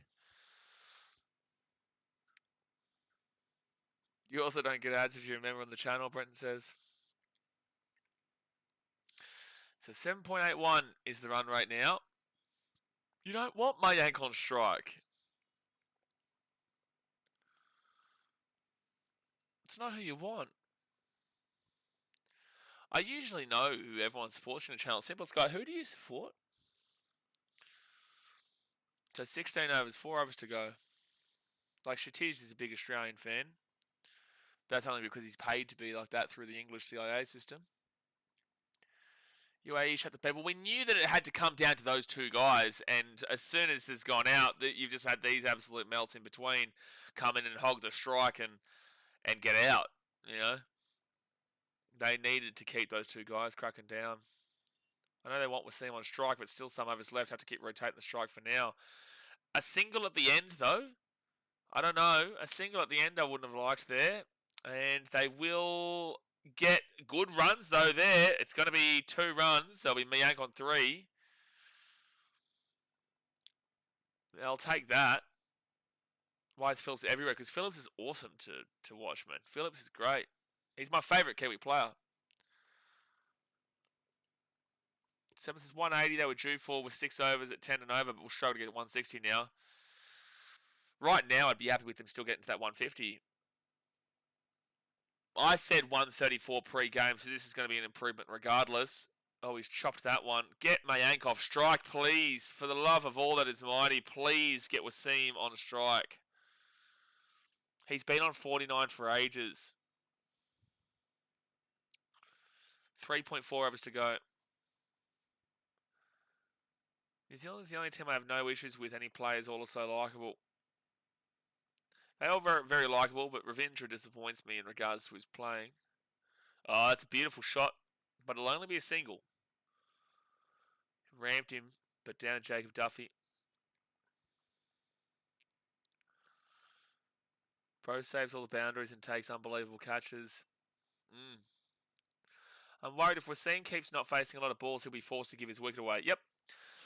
My favourite New Zealand player is Lockie Ferguson. Oh, there you go. New Zealand aren't thinking to pick wickets because there is no aggressive hitting. Sure, but I do feel like this right now, the ball is sticking a lot more. It's going to be interesting to see. That's going to be, you would assume, nice. That's a 30-30 bomb, 30 bomb, 30-30 bomb. It's a 50 bomb for Mohammed Wasim, and he deserves it. 50 from 37 at a strike rate of 135. There is the 50 bomb. Shatij, like I said, you got to wait until I commentate it, right? Not chuck it into the chat beforehand. I'm very well aware when a 50 bomb is happening. I always do it. You just got to wait, and if you remember, you are required to drop the 50 bomb gift right now. You are required to. You are required to. Thoughts on Pakistan backtracking? I'm selfish, but I like it. I'm selfish that we get to watch some cricket. So that's my take on it.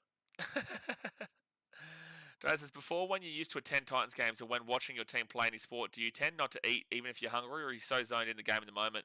No, I usually get hungry, but I definitely will wait. I find it super unprofessional to eat while streaming, especially when you're commentating. You can't talk, so you can't talk while eating. So I wait. That should be... Oh, that's actually a good bowl. That stayed inside, so that will be a dot ball. 3 overs to go. Yeah, it's really slowed down now. Yeah, no boundaries in 18 balls now. Disappointing. Yeah. Well, it's because Wasim's just not being able to be on strike, and you're saying these two melts just come in and just sit there.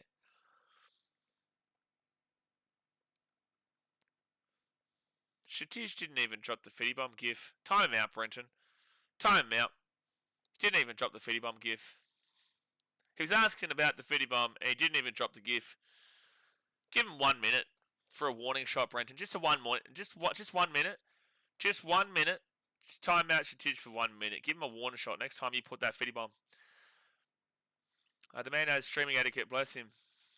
Well, I just think, and I say this all the time, if I'm sitting here eating KFC, you know, you're just sitting here hearing the noise of me eating, and it's just weird. Like, I know some people tell me to eat all the time when I get hungry, but I just don't. I can wait for sure. So we'll see in 1 minute, Shatij. Next time you drop that 50 bomb damn well gif. Chuff it, because I don't want to do anything that I wouldn't enjoy watching. And if I don't enjoy watching it, then I would assume you guys wouldn't really enjoy watching that either. Unless you're some sicko. So 152 is the current run rate. Phillips being bowled again here. Great commentary, 50 bomb. Get around the 50 bomb. He's gone for a swing. And Wasim's going to go... Oh, they'll look for 2 here. No, they'll only get single. Oh, it's the worst case scenario here, UAE. A Snickers can fend off hunger for at least 4 hours in a pinch. Well, I know I've got a mango smoothie in the fridge that I'll be able to get in... mango smoothie, which I'll be able to get in the innings break, which will happen in 2.5 overs time. I hope Pakistan vs India goes to the last ball. Oh, I'm really looking forward to that game now, man. Really looking forward to it. I do have to stream the NRL game that day, so I won't get the first 2 games because it overlaps both of them, but we will be definitely live for Pakistan vs India. And that's a big shot over the top, and that is going to go for a 4. Okay, Mayank. Tell me to shush. That's a beautiful shot for a 4. I just disagree with bowling Glenn Phillips here. 134 for 3. This is what I predicted UAE to get before the game. 134. Pakistan vs India is on Sunday nights, mister. Sunday night.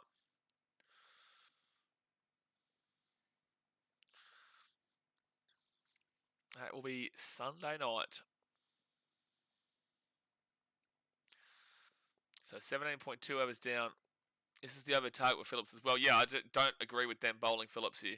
I think it's silly. I think he guarantees them to get to the 150. And there's another big shot, and that is going to go for a 6. That's what happens. Why did you bowl Phillips? Why did you bowl Phillips? The gamble was stupid. It didn't look good at all. And Glenn Phillips is now getting up a 4 and a 6, and they're back up to 140 now with a chance again of pushing the 160, 170. They're now a chance of getting 170 again. Now a chance of getting 170. Don't know how to send gifts. What do you mean don't know how to send gifts? Brenton, can you tell them how you send? I think it's the emotes. You click on emotes. When you click on emotes, it comes up. Didn't learn how to bowling Rashin at the death too, Duraz. Don't start me on Rashin Ravindra. And they'll get a single here. At least Mayank wasn't hogging the strike. You know, he went and punched in 10 runs. I'm happy with it. Brendan's been in Thailand. He's known as a legend in Thailand, mate. You can't talk about a story without Brenton's name coming up in Thailand. There's not a single story in that country without Brenton's name coming up.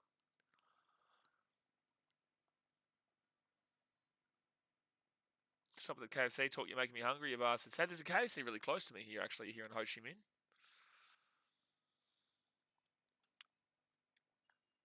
$142 for 3 through 17.3. 3 balls to go of this over. They've given up 13 runs on the over so far. That's a swing, and that's a 4. Hey, here's an idea. Next time, don't bowl Glenn Phillips in a crucial point of the game. That is now 10, 14, 15, 16, 17 runs off the over, and there are still 2 more balls to go. Think I might have mentioned something about how this was a stupid idea at the start, and you'll love this. Guys, put your seatbelt on. It is a no ball. It is a no ball. So that's 5-run no ball. So that's 5, 11, 13, 18 runs off the over, and no ball is coming up, and there's still 2 more balls to go. You're kidding. You got to be kidding yourself. KFC in Vietnam is pretty good. UAE regained their momentum. You know why, Duraz? Do you want to know why? Ba-da-ba-ba-ba-da-ba-ba. Glenn Phillips bowling. So stupid to bowl him here, man. Free hit, and that's sent for a 6. Unbelievable decision, New Zealand. Really spectacular decision. I love it. This was an awesome decision to bowl Glenn Phillips here. 6, 12, 17. Hold on, it's showing me the 126 1/6s. That really pisses me off from New Zealand. It's just such a bonehead move. It's such a bonehead move to bowl Glenn Phillips here, and Wasim has punished the living shit out of him here. That is beautiful stuff. This is a nightmare over from New Zealand. An absolute nightmare over. He has slaughtered that. He has punched that well out of the boundary. That is a 6. And the UAE are back in with momentum. That's 6. That's 12. That's 16, 17, 18, 19, 23, 24 runs off of this over. And guess what? There's still 2 balls to go. 24 runs off of this over. There's still 2 balls to go. They can get to 180. And that will be an interesting game, Serpent, as you just said. It'll be a swing and it'll be a single. 25 runs now off of the over. It says it'll be up to UAE bowlers how will they handle New Zealand batters. I do think New Zealand win regardless, mate. I think they can get over 200, but you know, overall this has been a disaster from New Zealand's bowling. It's been a disaster overall, and this over is just horrific. And that will be nicked in behind. There'll be a misfield. And this will be 27 runs off the over. 27 runs off the over. 1, 4, 6. 1 wide, 4 no ball, 6, 1, 2. Unbelievable. Unbelievable. Paul says, I wish I bet on before Phillips. UAE were $8 odds and now back to $4.75 odds. Yeah, didn't you say you got him at 475 odds already? Who's made the T20 World Cup final? India and South Africa. South Africa's bowling yesterday wouldn't have given you too much confidence there, Serpent. I don't know where you're getting that with South Africa. I think they've got a lot to prove. Seriousness somewhat because it becomes down when they're playing growing nations like UAE and Oman, yeah. Paul says, yeah, but I waited a long time for a bet and it was right before the wicket fell. Here's some of guys. The win predictor says New Zealand have 53%. Yeah, that's only taking into the actual score into account, though, not context. So current run rate is 173. 10 runs per over would be 176. 12 runs per over would be 180. If they keep hitting like this, though, they've got 8 wickets in hand. They can. And that is going to be nicked over the top edge for a 2. No, they're just going to get a single. Wow, that was good fielding. I don't trust anyone right now, Serpent. I don't know. I'm going to say India, Australia still, but I could still see a world Pakistan make it against India. I could still see a world, but I think they'll choke at some point. I do think South Africa is okay, but there's still a lot of worry with them. The Kiwis are showing disastrous signs right now. I will say that it's not completely out of the question of an India-Pakistan final. But right this very second, until proven otherwise, I'll say India versus Australia. Right this very second, until proven otherwise. Seven says Pakistan, no chance. I think that's ridiculous. You've just said South Africa is making the World Cup, and then you've gone and said no chance to a team that did play really well even against an Australian A team. They still played really well in their series previously. They've got a lot to prove and a lot to play for right now. Do I think they go and do it? No, but I think it's ridiculously silly to say no chance. Have you seen how this World Cup's been going right now? Everyone is struggling against everybody. The UAE right now is forcing New Zealand to struggle against them. The Netherlands forced Pakistan to struggle against them. India should have lost to the USA. You saw New Zealand struggle against Afghanistan, but they got over the line in the end. You saw Canada still get to 160 odd against South Africa yesterday, and their bowling wasn't too fantastic. I think it is England. They was literally one ball away from losing to Nepal. How can you honestly say right now that a team has no chance to make the final? I think that's ridiculous. If you don't agree with it, that's fine, but to say no chance is just stupidity. It's ignorance. How can you tell me 100%? You've just said that India are basically 100% in the final, but they should have lost to the USA if not for a drop catch of Suryakama Yadav on 15, who went for 84. So how is there no chance here for a team that has been playing well coming into this series? How is there no chance? We know Pakistan's history, though. Okay, well, we know India and USA's history, but look how that panned out for India. They got the job done at the end, but let's go and have a look at their history. History is one thing, and also, you know what? You've said that Australia aren't giving you too much confidence right now. Well, how about Australia's history? So you've basically wiped out Australia. You said South Africa's going to make it over Australia, and you'd love to talk about history. So if you're loving to talk about history, then surely you're going to back in Australia, because historically speaking, Australia struggle coming into tournaments, and then when they get into the tournament, they dominate from that tournament. Look at 2023 ODI. Look at the last time in the look at any instance you want. They struggle beforehand and they do really well in the tournaments. So historically speaking, why are you now wiping out Australia if you don't trust them, but yet you're happy to go with South Africa, who also, mind you, how's their history going? That's going to go for a 4. That's a 4 there for Mayank. This is a passionate response to you. I'm not having a crack at you, but this is a passionate response to you for saying no chance to a team and then using history, but then using South Africa in your team who doesn't have the successful history that, say, a team like Australia does. So why is it if Pakistan's history matters for them, why does South Africa's history not matter for them? Why is it only in regards to Pakistan? Actually, solid white ball captain. But I just don't understand how he's saying history with Pakistan. Well, why is South Africa not coming into the equation? Next bowl. That's going to be put up in the air. This should be a catch here. This should be a catch. And he is caught. Mayank is gone on 21. He did come in and do a job, though. Nate says, that's it, players, rip it up. Well, it's just like, don't say no chance. Again, I'm happy that's a wicket. I'm happy if you say that you don't think Pakistan will make it. I'm okay with that because historically they do struggle, and also they are an underdog team to make that World Cup final. But if you're going to say no chance, you better have the ability to back that up because right this very second, this World Cup is proving that it is actually anybody's game if they turn up for this tournament. South Africa made the final 2 years ago. So because South Africa made the final 2 years ago, that means that historically South Africa are better than Pakistan then, right? Like historically. So because of something that happened 2 years ago, you're willing to just completely forget everything else that has led into South Africa historically. It's only because of that 2022. It's not because of 2024 or whatever it was. So you're forcing us to you're telling us to listen to only 2 years ago, but Pakistan is all time. Well, then why isn't South Africa all time too? Pakistan also made the final in World Cup 2022, though. But that's the thing, Duraz. This is the point that I'm making. I didn't even use that point. Pakistan have been there and thereabouts as well. So why is Pakistan no chance based on history, but South Africa is a good chance to make the final, regardless of history? So this guy's probably got rage baited. See, this is the thing, guys. This is not rage bait. He's giving an actual opinion.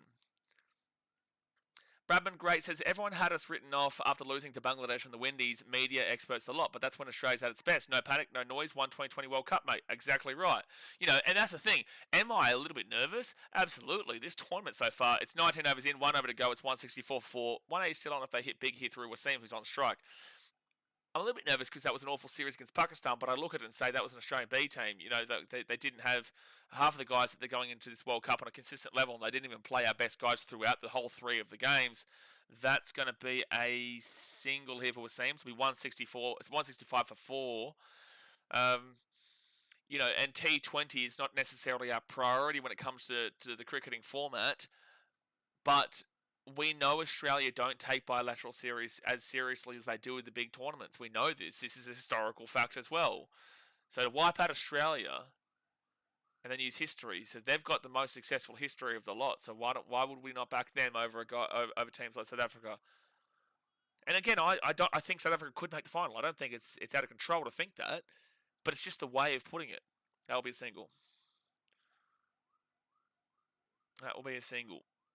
166 for 4. 4 balls to go. I was agreeing with you because Serpent said South Africa made the final, but I also realised Pakistan themselves made the final of the World Cup before that, so it evens it out. It's just a part of it.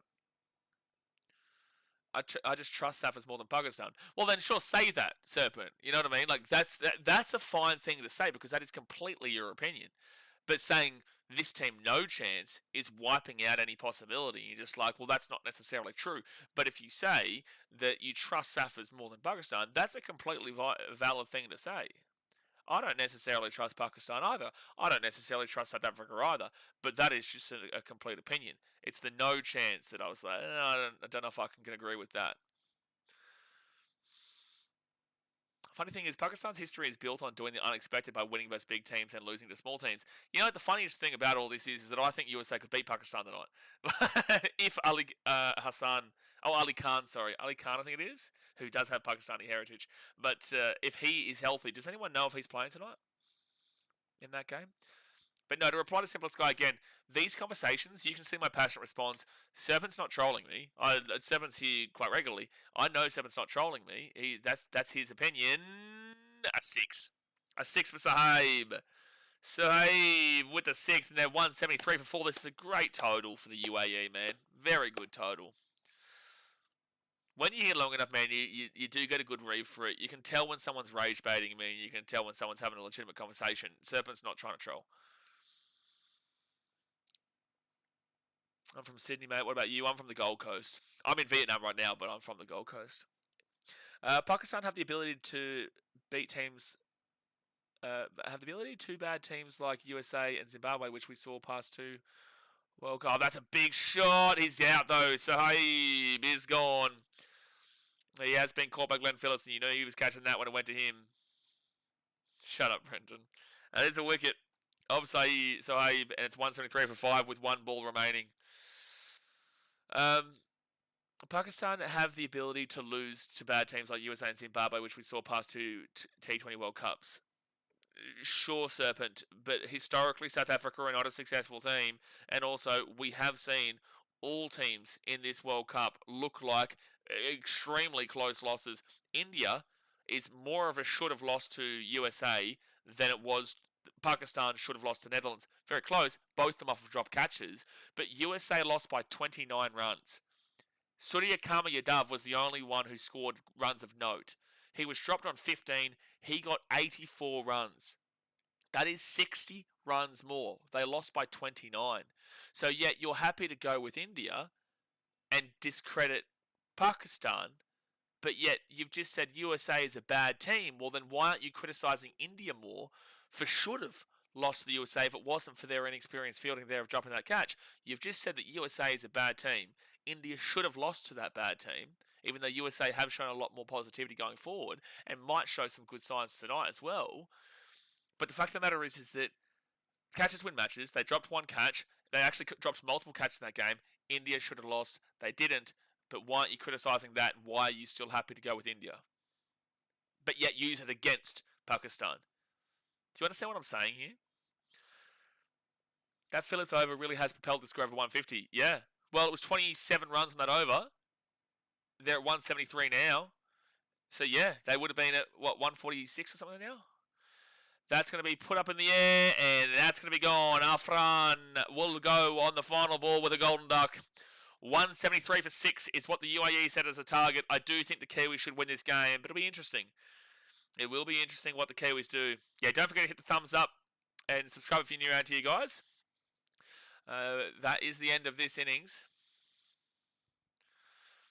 And it is 173 for 6 through 20 overs. Someone says, I mean, even in NRL, UK Penrith sometimes have performances to a team like the Tigers, for example, but championship mentality gets them across the line. Okay, but what championship mentality does South Africa have in comparison to Pakistan? Like, what does that have in relation to the conversation that you're having here?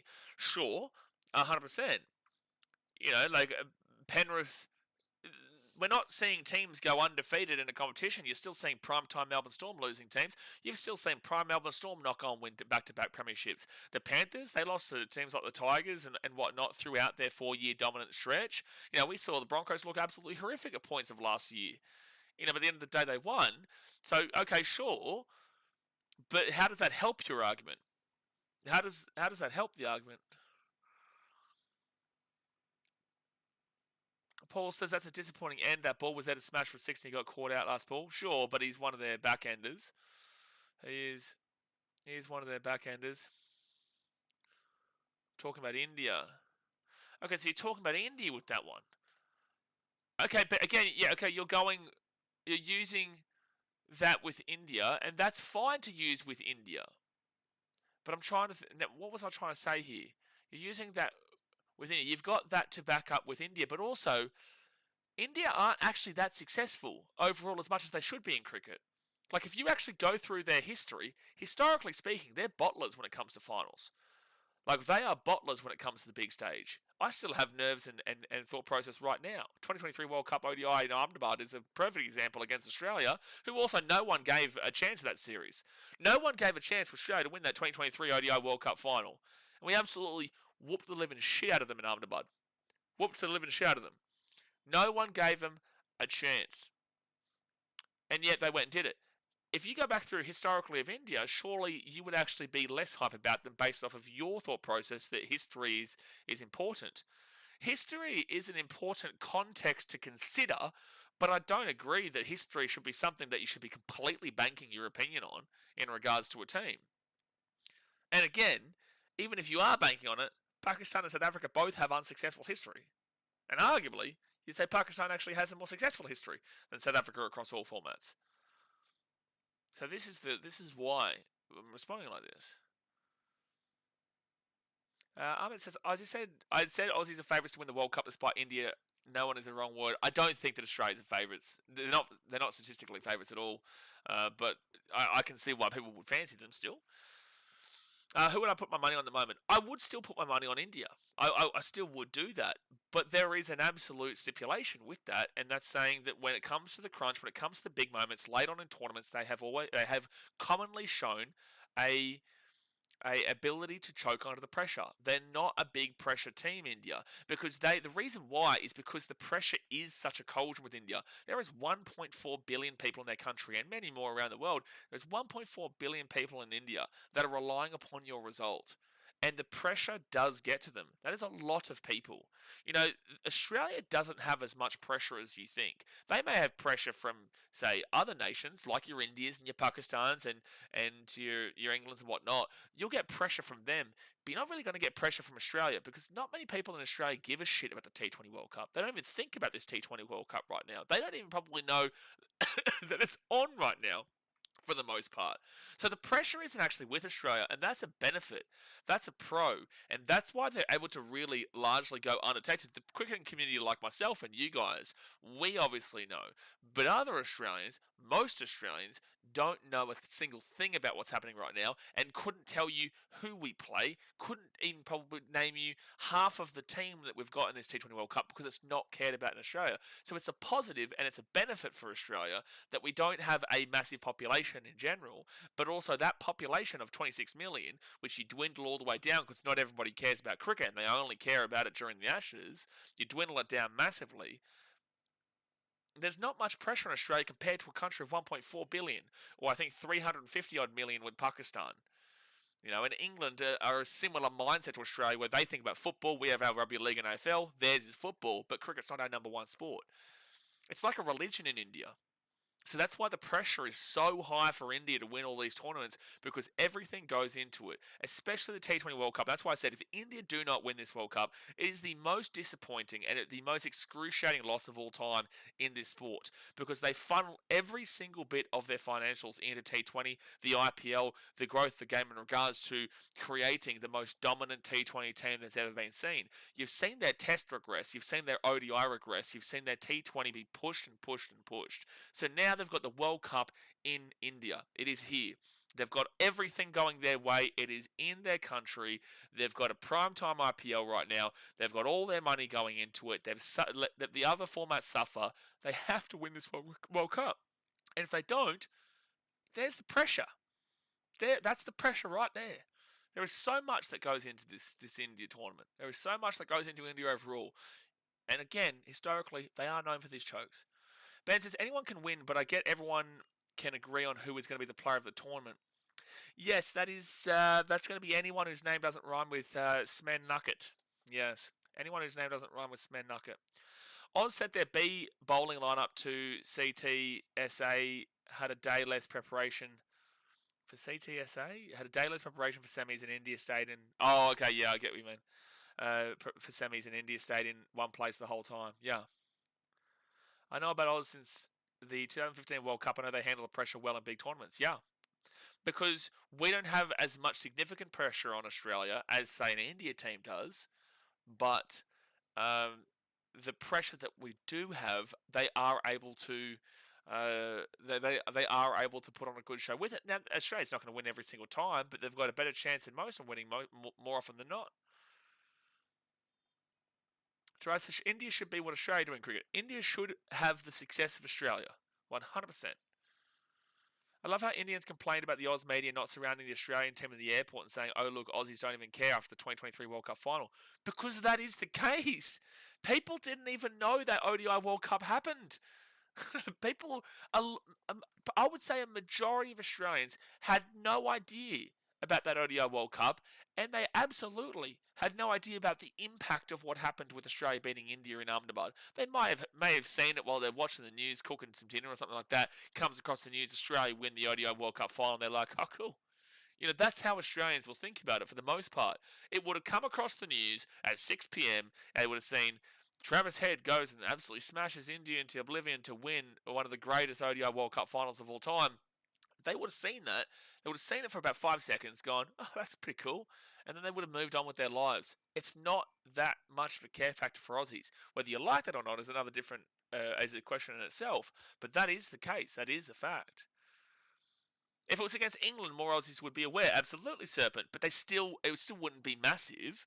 But Australians only love Test as a country. It's only Test, and the only time they care about Test is against England in the Ashes. At a stretch, you'd say it's India, and the only reason that Australians cared more about the India series than normal was because the Indian fans were so annoying on social media to Australians saying our country's shit. They're all having sex with our mother, and Virat Kohli's our father or some shit. And you're just like, well, you're just a dumb fuck. Like, that's just stupid shit they're saying on all the socials. So the Aussies are just like, well, I don't really care about cricket, but I'm going to watch the cricket just so that I can go back at you. And that's why you saw an uptick in Australian analytics in regards to watching that series, because a lot of people who were casuals actually watched the series, the Border Gavaskar Trophy last year, because of how annoying the fans were on social media. That is the biggest reason why you saw that rise in the analytics. And that's good. That's what we want to see. I want to see more analytics. Us cricket fans, we definitely want to see the more analytics. I'm going to go quickly grab my mango smoothie here, guys. It is the innings break. It's 173 for 6 after 20 overs. We're about to see New Zealand try and chase down 174, which is a good chase. So, obviously, guys, hit that thumbs up button, subscribe. I'm just going to go and get my mango smoothie.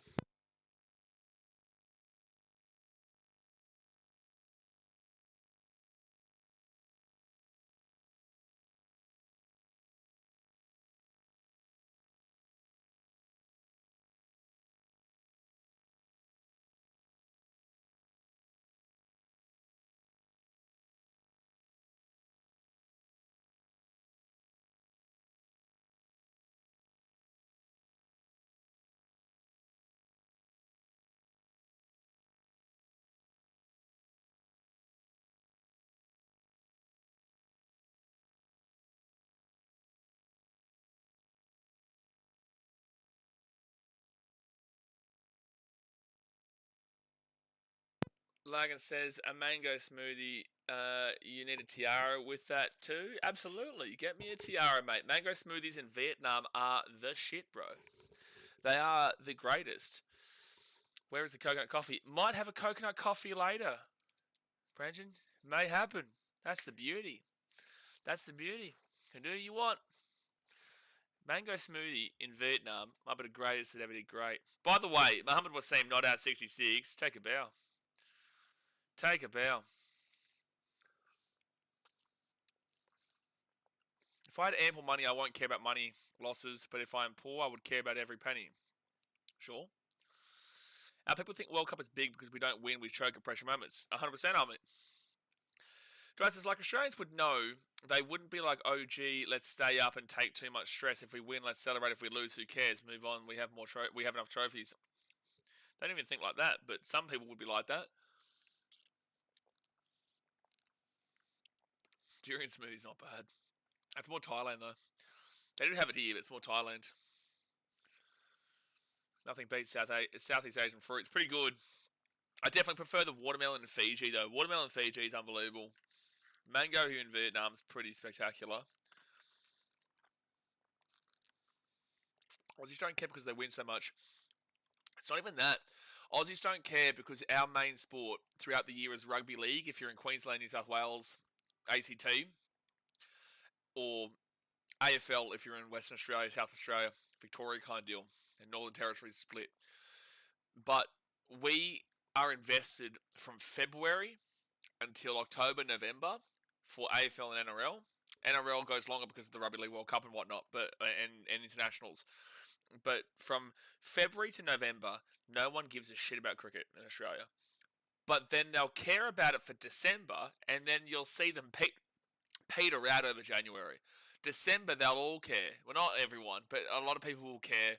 And then January, they won't give a shit. It's just like a 1 month hit is what you'll get.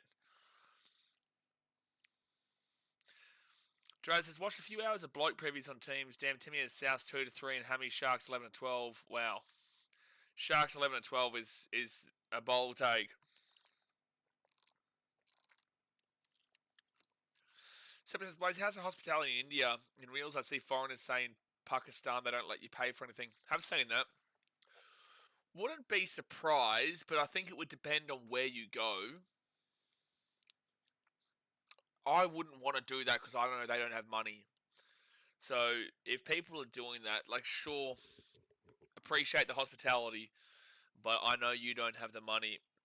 Occasionally, so you don't want to offend people, but like you wouldn't want to do that because these guys, they are literally giving the shirt off your back. Tim Seifert, He's going to be opening up the batting here for the Kiwis. He had a great game the other day against Afghanistan where I think he punched out like 155 or something like that. No, not 155. I mean 55. I'll go back quickly and have a look. He punched out 65, sorry. He got 65 against the Afghanis. But all right, Finn Allen also here. Let's update this scorecard so that you can see as the Kiwis go for the chase. It hasn't been updated yet, so I will have to update in a second. Haider Ali, their best bowler. He's the only bowler ranked in the top 100. He'll be the opener. Dolphins first. No Panthers in the 8 is the most stupid call I've ever seen. Who said no Panthers in the top 8? Who said that? First bowl. And it will be a single here for Tim Seifert. There's no top 8 is the most dumb take. That's not even an opinion that's worthwhile listening to. That's not even an opinion worthwhile listening to, Panthers not being in the top 8. There we go. So 1-0 here at the first ball. Willie Mason. Willie Mason predicted the Panthers not to make the top 8. Nah, he's doing that for clicks. No way. He's too smart for that. Like, he knows what he's doing. He's not actually saying that. There's no way. I know what he's doing. He's trying to get people to view that take. And if it comes off, then he looks like the GOAT. If it doesn't come off, then, you know, he gets the views and people come back and make fun of him. But at the end of the day, he gets views and clicks. No, I don't buy it. So 0.2 overs down. It's 2-0. I don't buy that he actually believes that. There'll be another dot ball here. Okay, can they restrict him? Let's see them restrict him here. This is their best bowler, though, in Haider. A wicket early of a guy like Tim Seifert would send this game into chaos. It would. Come on, give us an upset. That's going to go to the batter for a single. So 4 runs here off the over. Now, 173 is not an easy score to chase down, lads. It's not easy. It's very doable. Very, very doable here for the Kiwis, but it's not easy by any stretch of the imagination.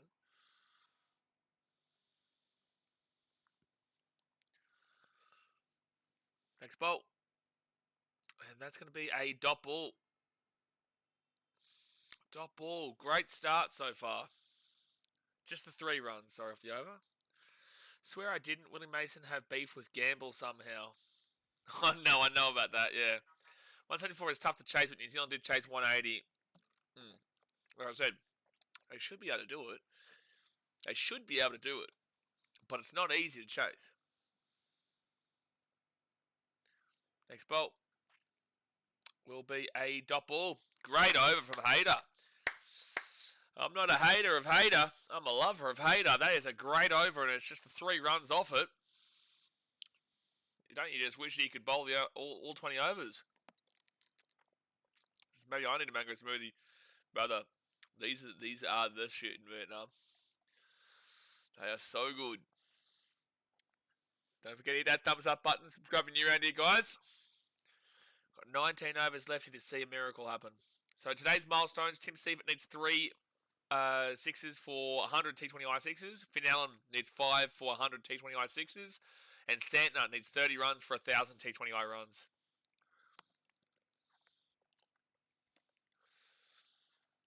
Titans will never lose another game again, Logan, regardless of Moran. But Moran's going to be a huge part of it. But Titans may never lose a game ever again. Rohid will be bowling for UAE, for the Emiratis.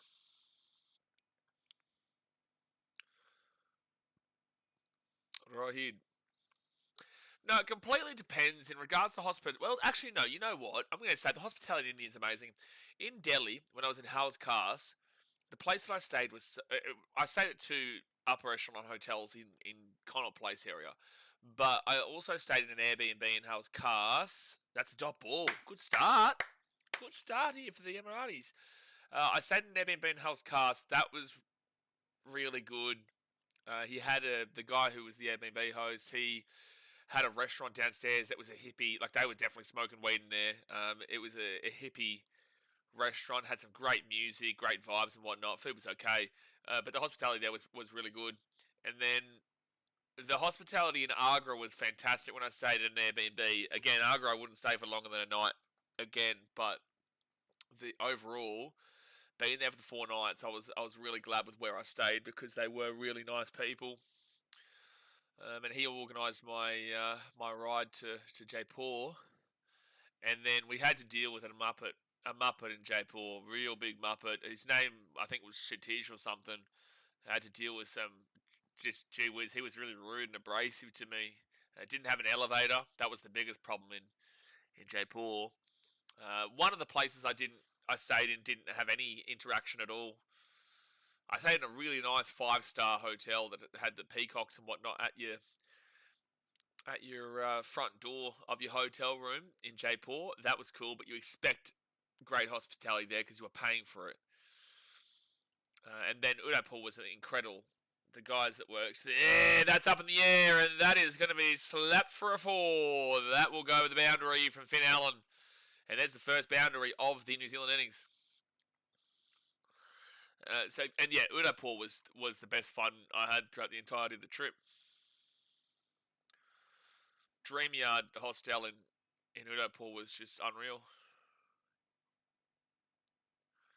Yes, Brenton. Yes, that is the same, Shatish. What's a sporting stadium you want to attend for any sport? For me, Madison Square Garden for boxing. 1 second. Next bowl here from Rahid will be a single. Would love to go to a World Cup final in Ahmedabad. I'm going to say Etihad for Man City. And then, yeah, the Garden would be pretty good, but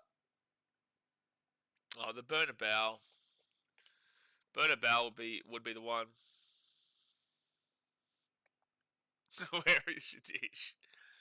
He's here. Did you hear what I just said, by the way, Shatish? So next bolt.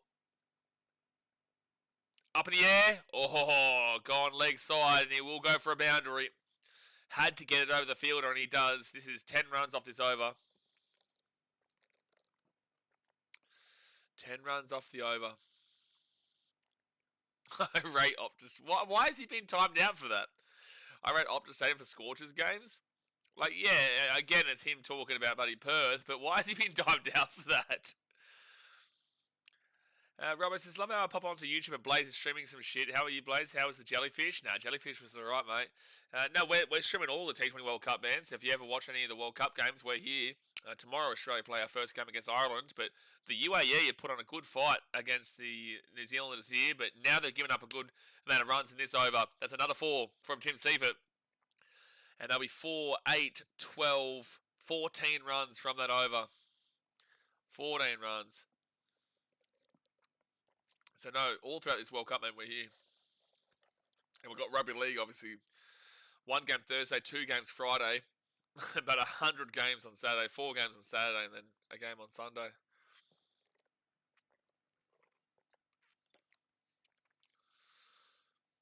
What are you doing, Blaze, today? Shatish gets Jay to visit his elevator. Shatish will never get an elevator.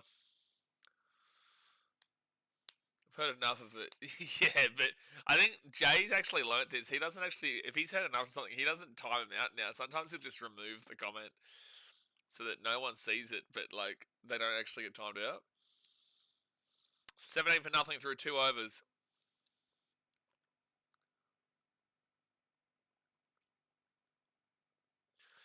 No, don't worry, Smith. Largan's got the quickest timeout button on this channel. So Allen on 6. Rabbitohs 2027 Prems at this point. Oh, come on, man. What are we doing? They gotta sort their hours first. Old Trafford trip to Manchester Derby gonna be elite. Place is a toilet bowl. Place is a toilet bowl, mate. 2 overs down. It's going to be Hayter coming back in. This is their best bowler. Yeah, of course you'd think 2016 was better, even though I agree. 2015 was overrated. It was just the last 10 minutes that was incredible. That will be a single for Tim Seifert. It will be a single.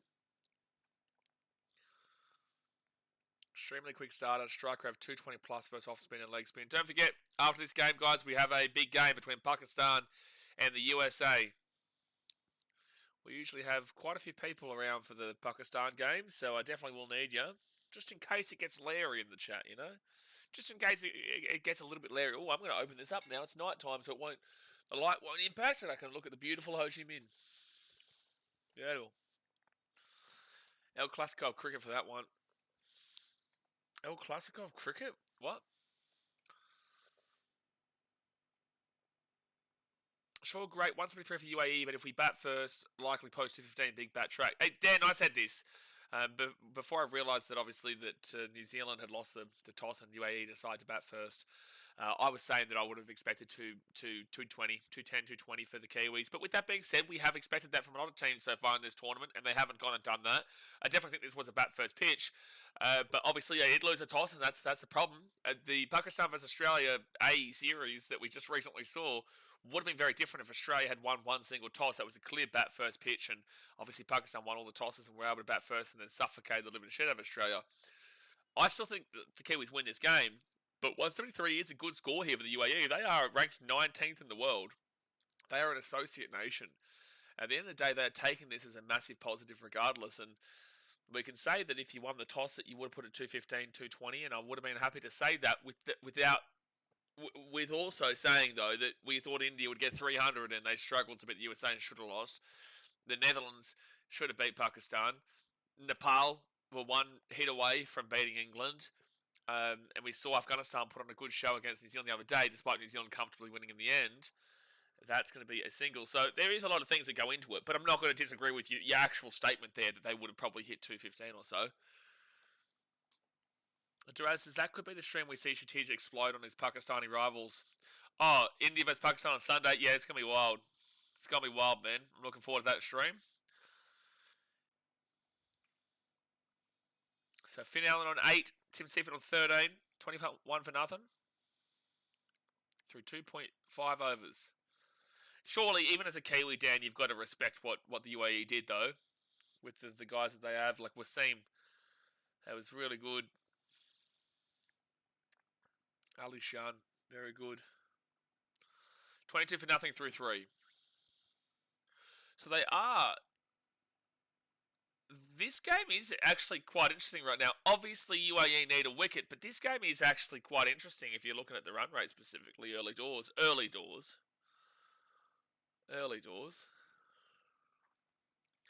USA have some good players. Pakistan is often the most unreliable side.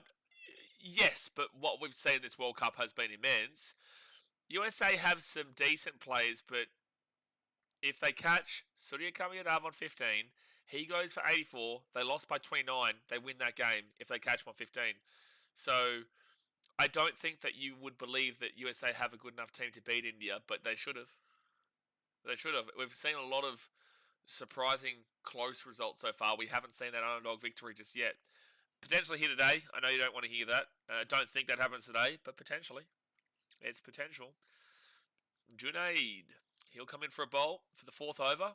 Finn Allen on 9. Had a disappointing game against Afghanistan, but he's not going to disappoint there with the 6. That is our big time. 6 over the boundary. He's on 15. He's on 15. And that was a very comfortable 6 from Finn Allen. Chuckers versus shooters. Now, Sunday will be interesting because I am actually quite glad that there's going to be a billion Hindi channels that are going to be commentating that game because it'll probably take away a lot of the toxicity from our chat between Pakistan and India. I don't really necessarily want that to be like a growth stream kind of deal because otherwise it just would get toxic. Next bowl. Oh, jeez, that was close to a wicket. That was close, but it will be wide. He swung at that, but he does miss it. 145 runs from 101 balls. The runs to ball count is definitely doable for the Kiwis.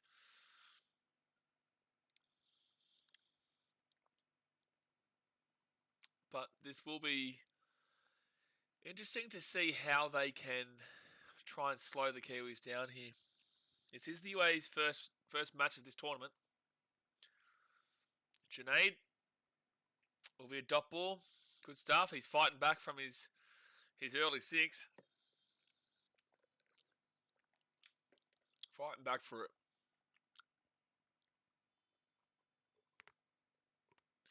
I am super selfish, but I'm so glad that game's going ahead. It's just going to be such a fun game. Especially when we know that those games can go down pretty well. Was it the 2022 World Cup? There was a World Cup in Australia where Pakistan played India and Pakistan looked like they were going to win the game. And then India came rocketing back and won it. Can't remember. Oh, that's a beautiful shot. Beautiful little scoop ramp there for a 6 for Finn Allen. That is beautiful. Kraken says, if that player who injured himself plays today, USA can have a real chance of defeating Pakistan. Yeah, I think he comes down to it, man. It's Ali Khan. Ali Khan, for mine, needs to be playing USA cricket. I think it's Ali Khan. I need to see if he's playing.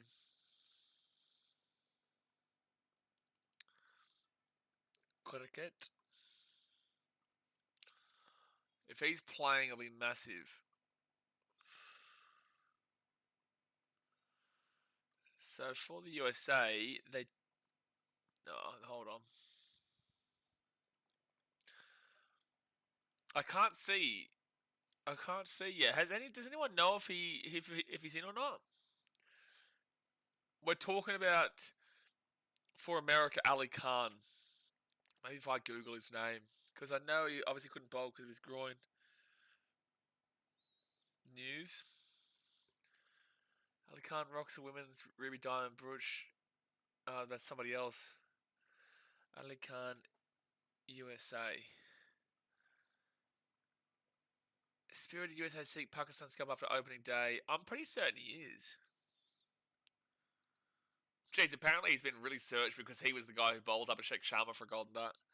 It's going to be a dot ball. 35 for nothing through 3.4. Oh, bad fielding.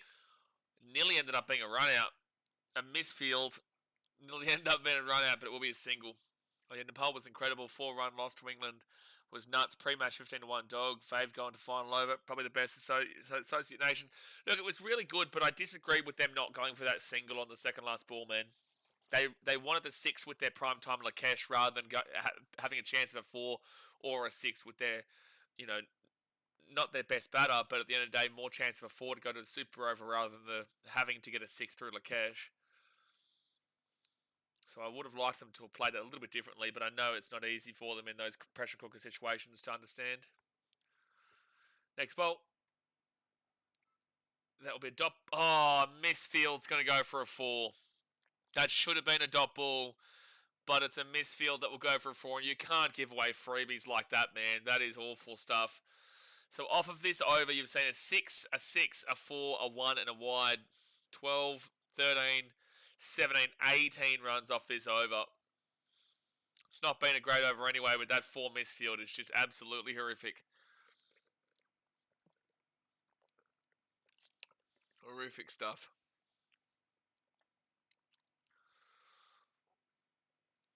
Tell you what, Zimbabwe and Nepal would be a great game. I know they're not playing. Zimbabwe are very close to being they're very close to being the best associate nation in a lot of ways. They are looking really strong. They did look strong yesterday. I know it was against Oman, but they looked good. It was fantastic. That's up in the air, and that is over the top for a 4. Junaid, not a good over there. 22 runs given up. 22 runs given up. And it's 44 for nothing through 4.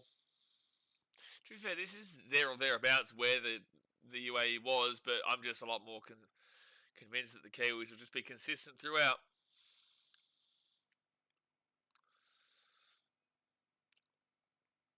This is definitely looking all batting way. All batters way. Time to cash out my UAE bet. It's not looking great for the upset anymore. Zimbabwe used to be a good team back in the day, sure, but not. They haven't been recently. Yeah, very similar. Obviously, it's just that one wicket is the difference, but very similar in regards to runs. Kiwis just ahead. After the power play, the game will take a twist. Well, hopefully we see an interesting one, but at the moment it's looking pretty dangerous for the Kiwis. I think the Aussies need a team nickname like all the other sports. Maybe the baggy green caps. What are we doing, Smithster? Zdrov Parsha. Zdrov Parsha will come in for a bowl. And we'll give up a single to start to Finn Allen. You need a wicket very quickly, man. You do need a wicket before the end of the power play. Otherwise, these guys are just really sitting in. Mo says Zimmer in trouble if Brendan Taylor is out. Is he out? Because I obviously know that he went off yesterday. Retired injured. Is he out of the Australia game? Because I think their next game is against Australia on Friday. Lucky I got Netherlands before there's $1.75 boosted. Paul, we're going to start going down the old strategic path of the bets and the membership bet soon. That's going to be a 4 for Tim Seifert. Alright, will be a 4 for Tim Seifert. He's on 25. That is just too easy, and they look really comfortable right now, the Kiwis. Issue for mine is that the Kiwis can bat with the rest of them, but it's just their bowling that worries me long term. Rather said they'll wait for scans, but doesn't look good, yeah. That's a 50 partnership up. 50 for nothing for 4.3 overs in. 124 more runs from 93 balls.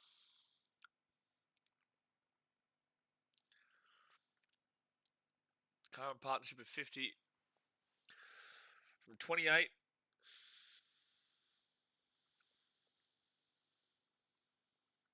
Either way, you're taking... Oh, that's a big shot. Yeah, the Kiwis are going to run rampant in this game. They'll end this game pretty quickly at this rate. They're just destroying this bowling. Just destroying it. Been on the Kiwis since the start of the tournament. Yeah, the issue is, though, is that when they come up against a big dog, it's going to be interesting how their bowling does get lined up. Like Afghanistan, it was an interesting game, but they pulled away late. South Africa will be their first really big test. But South Africa's bowling's not spectacular, but South Africa's batting is very good. That could be a very high-scoring game. You could be looking at 2 scores, 210 plus. As in, both teams get 210 plus in that game. That's what you could be seeing. Why, Shatish?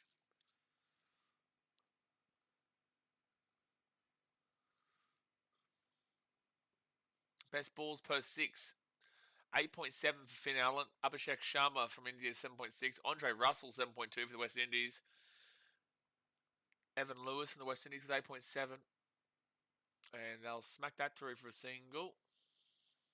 The only bets I'm losing are the ones I called here. What bet did you have on this game? Bit of superstition, I guess.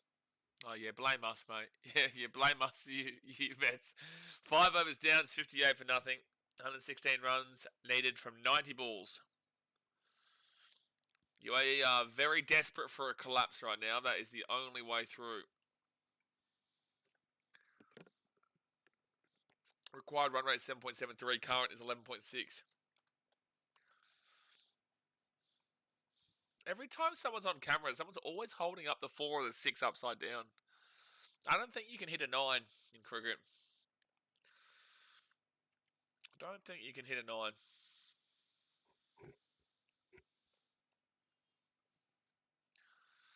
So Seifert 27, Allen on 30. We've got such a massive day of cricket tomorrow, lads. It's such a massive day. That's going to go for a 4. Tim Seifert into the 30s. It's 31. And it's 62 for nothing.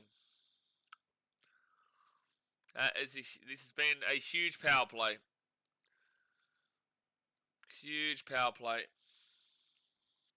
But tomorrow is massive. Australia, Ireland, South Africa, Afghanistan, England, West Indies. There's not a bad game there because Australia haven't played a game in this tournament yet.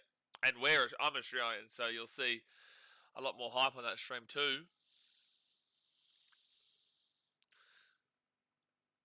Oh, it's a 6. Oh, this is going to be over quickly, lads. Tim Seifert's just crushed that for 6. Rohid has given up 24 runs in 1.2. He's giving up 20 runs and over right now on this trajectory. 68 for nothing through 5.2. The Kiwis have got this one well and truly in the bag. I think Oz go undefeated in the group. I do, but also I will still keep an eye out. Yeah, they are bullying the UAE at this point, Kraken.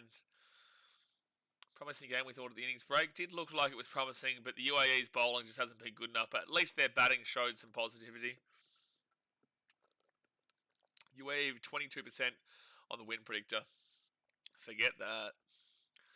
Forget that, 22% right now. And they'll get another 4.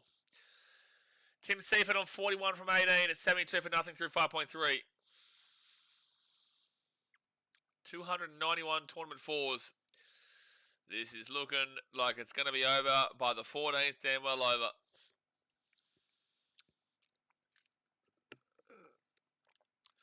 Which will effectively guarantee them through to the next stage, regardless of their game against South Africa, because the net run rate would come into play and then have the clear best net run rate. There's nothing left to be twisted after the power play. This game's over, bro. 13.09 on the current run rate for the Kiwis, 7.03. It'd be the most gigantic collapse of all time. It'd be like an English-esque collapse from here. You'd be watching England. Who is Shadley? Shadley is, that's his name, innit? Shadley Van Quick. That's his name, innit?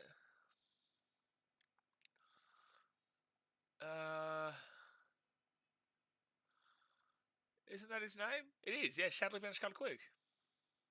That's another 4 here for Tim Seifert. Yeah, wrap it up, lads. Wrap it up. Dan says this was the group of death? Yeah, 100%. But now that New Zealand beat Afghanistan, it's like other groups, 8 test nations should all top groups. I still think this is the group of death. Like, let's see New Zealand versus South Africa. It's a group of death because all the other groups are fairly even besides the, like, obviously India, Pakistan clearly going through. What's an interesting group is Australia's group because you don't know who's coming second there between potentially Zimbabwe and Sri Lanka. Don't think Ireland do anything. And then the reason why, and then England and West Indies should be the ones that go through their group.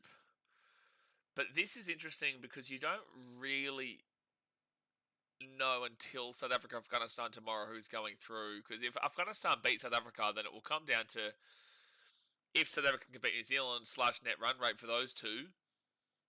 But we all know that the UAE and Canada are not a part of the group of death connotation. It's just the 3 teams of Afghanistan, New Zealand, South Africa, because one of those teams will miss out, and it's really unlucky and unfortunate that one of those 3 teams will miss out.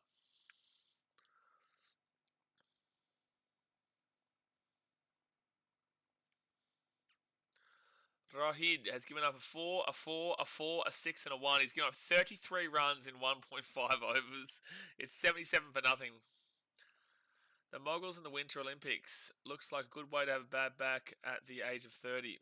Yeah, not for me. So next ball from Rahid.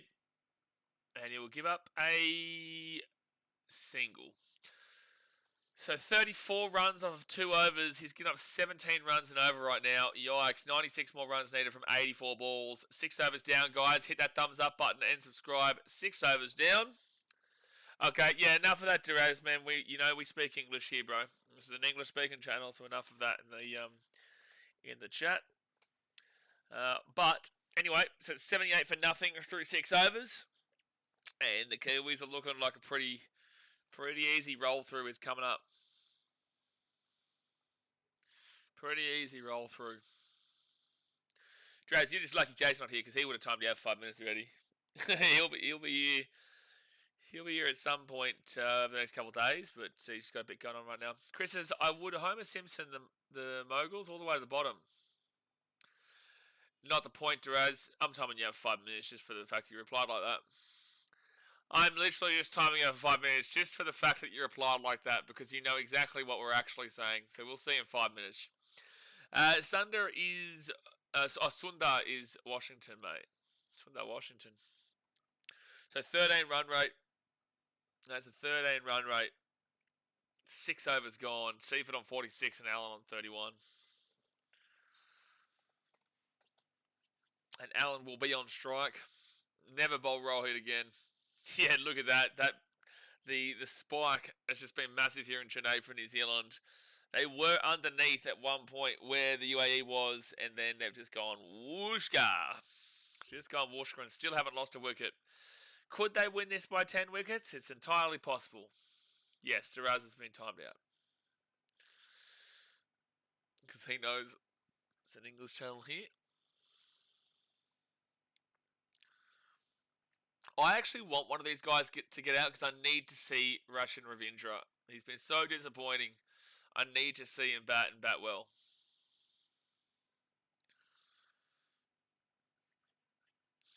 Listen to the tunes in the crowd right now. It's going off. It's going off in the crowd.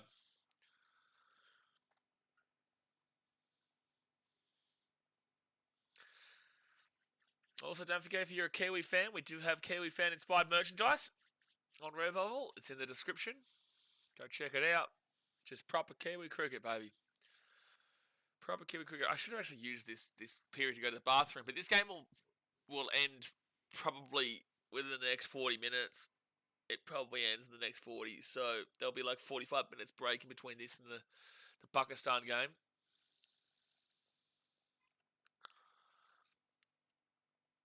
But we are still in the drinks break at the moment. That's why UAE bowled first. New Zealand on pace for 260. Well, UAE were always going to bowl first. They were always going to bat first, is what you meant to say there. So my brain got confused there.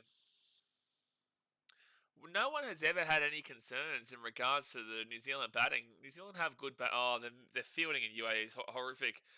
Single there off a misfield. No one ever had any concerns about New Zealand in regards to their batting. But the concern always came from their bowling, because their bowling isn't spectacular.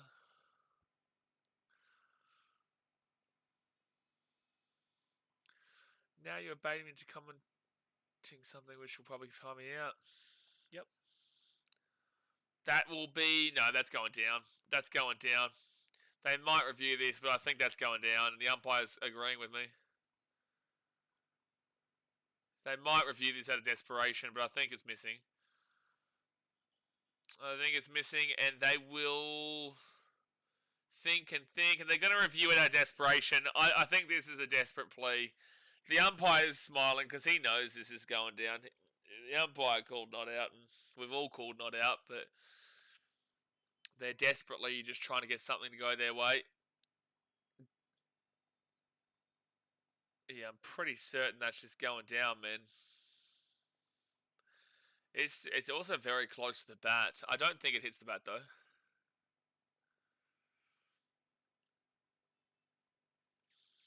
I don't think that hits the bat. No, it doesn't hit the bat.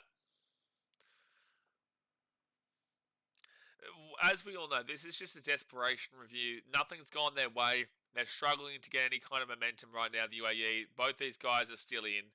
They're just chucking something at it. We all knew this was going down. Oh, to be fair, it ended up being umpire's call. It ended up being umpire's call. It was actually clipping the stumps. But either way, it's umpire's call. Like, we knew that was going to be not out.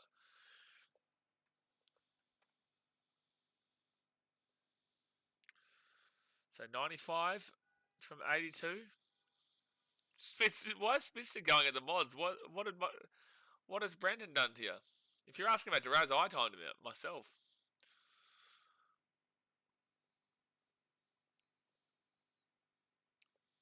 So next bowl, and it's from Hayder, who seems to be their only competent bowler right now. He'll give away a single.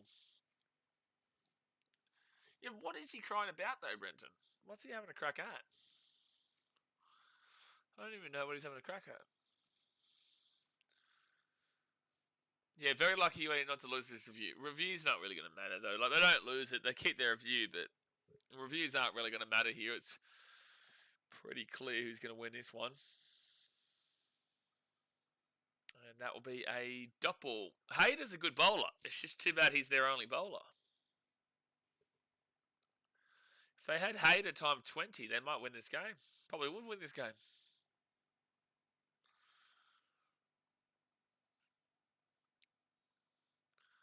Dances well, shockingly close. Sometimes I wonder about DR's accuracy on the LBW. That definitely didn't look like it was going to be as close as it ended up being. So one doppel, one. 81 for nothing, 93 from 79. And we've got Pakistan versus USA right after. That's fine.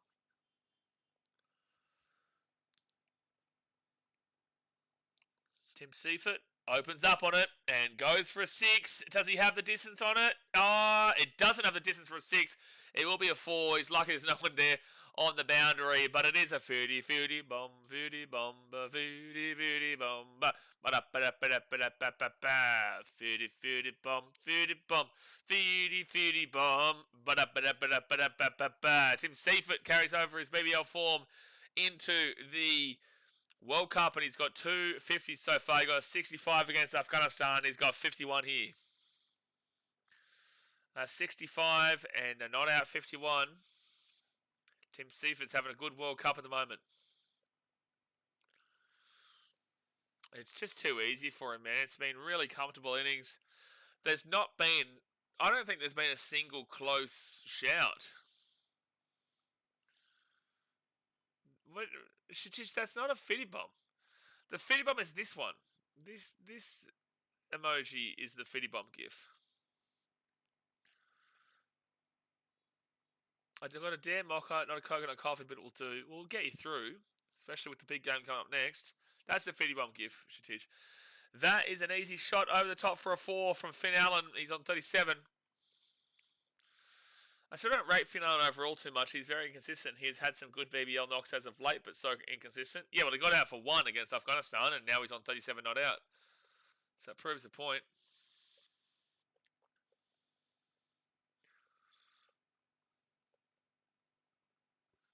And Raz, that's going to see you in 5 minutes' time. I'm not going to read you coming out, so what a waste of comment.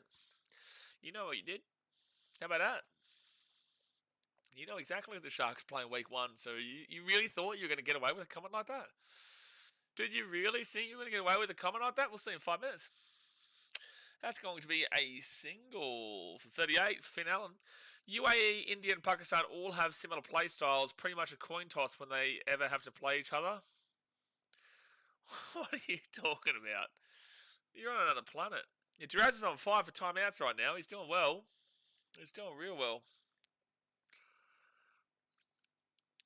He's doing real well in the old timeouts. 84 from 76. Keep on going here, Kiwis. That'll just be a single for Seifert. 7.3. I'm upset Smith's to that timeout. Good. I hope I do. I hope he's upset at me. Smith says, I've noticed Brenton was very little to add. I noticed Brenton has very little to add outside of being cynical to others, including name calling, and homophobia. Oh, dearie dear. Jacko says, incredible display of bowling. You know, it's great bowling here, Jacko. They actually did really well batting out to wide. They actually did really well batting, but it's just their bowling has been awful. Wow, they didn't call it as a wide. They said that was fine, really? I definitely thought that was outside the line, but anyway.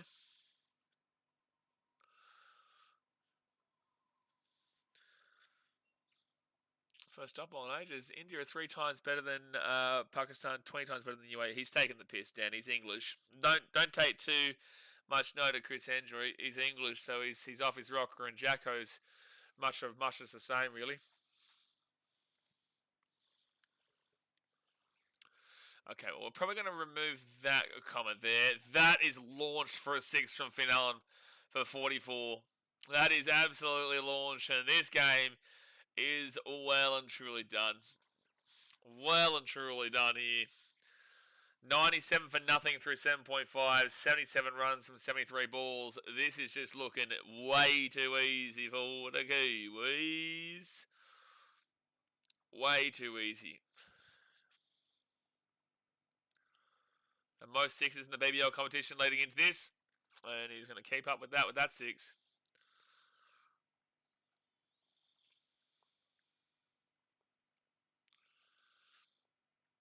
77 from 73. They're going to have this one by the... Oh my goodness me, is that hit? I think that's gone off the batter. That's not gone off of the bowler there. And his misso was laughing at him. His misso is laughing at him there. 97 without loss through 8 overs. 77 needed from 72. That will end up being a dot ball. Okay, well, let's have a look at this again. It's been smashed back from Finn Allen. Yeah, it's gone into his right wrist and then onto the stumps. That would have been a 4-2 had it not hit his own teammate.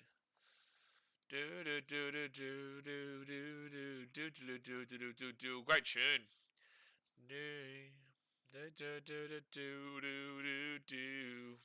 Afan got out for a golden duck on the final ball of the UAE batting innings. And now we get a chance to see what his bowling is made of. Thanks for the call. See you for the next one. All right, Paul. We'll see you on the next one, mate.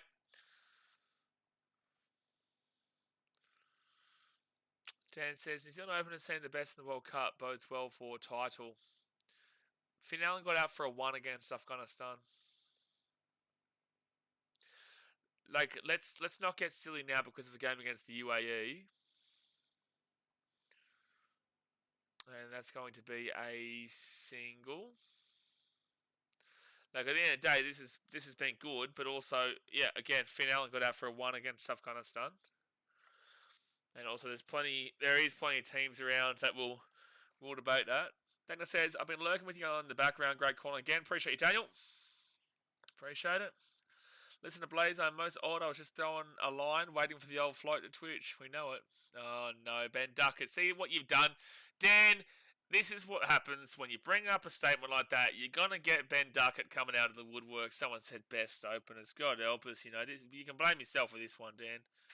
You can blame yourself for that one. My goodness. See what you've done. You've seen Ben. You've got Ben Duckett trying to claim himself as the best opener. 75 runs from 70 balls needed. 99 for nothing. Sorry. Ben Duckett. God help us. That guy should never see the light of day again. That is going to be shot out for a single, and the Kiwis will get to the Hungy. Horny Hunge. 100 for nothing. 100 for nothing. It's 100 off 52, so very good strike rate here. Very good. So comfortable, so smooth.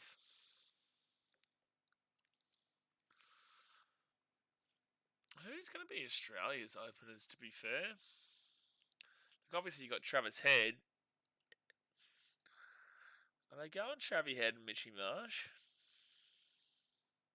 Oh my gosh, another big shot. Another big shot for a 4 there from Finn Allen. He's on 49. Yeah, they're probably going to go with Mitchy Marsh and Travis Head tomorrow, surely. Can't think of anybody else they would open with.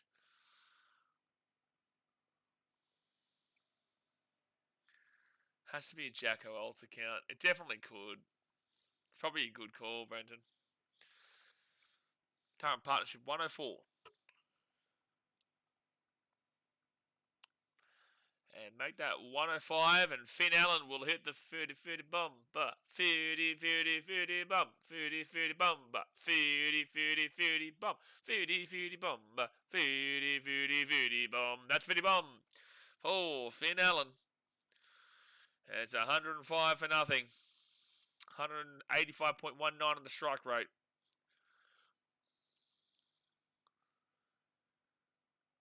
That is a fitted bomb. UAE need 240 on the board to win and probably 50 overs to get the 240. Yep. Well, I don't know if 50 overs to get the 240. They got 170 and 20, so that's a bit harsh. Next bolt.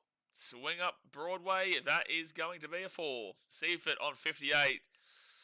We are probably going to see the highest score of the World Cup so far. Probably going to see the highest score of the World Cup from a batter. Sudhir coming it up with 84 is the highest currently, but these two guys aren't looking like getting out anytime soon.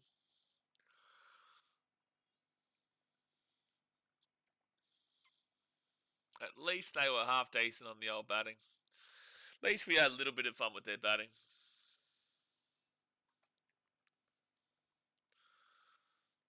If New Zealand bat first, there probably was a century on offer. There is still probably... Oh, no. No, because both of these guys being in, they're going to take away runs from each other. So, yeah. Well, there definitely was a century on offer if they bat first. But obviously, they lost the toss. 65 from 66 needed.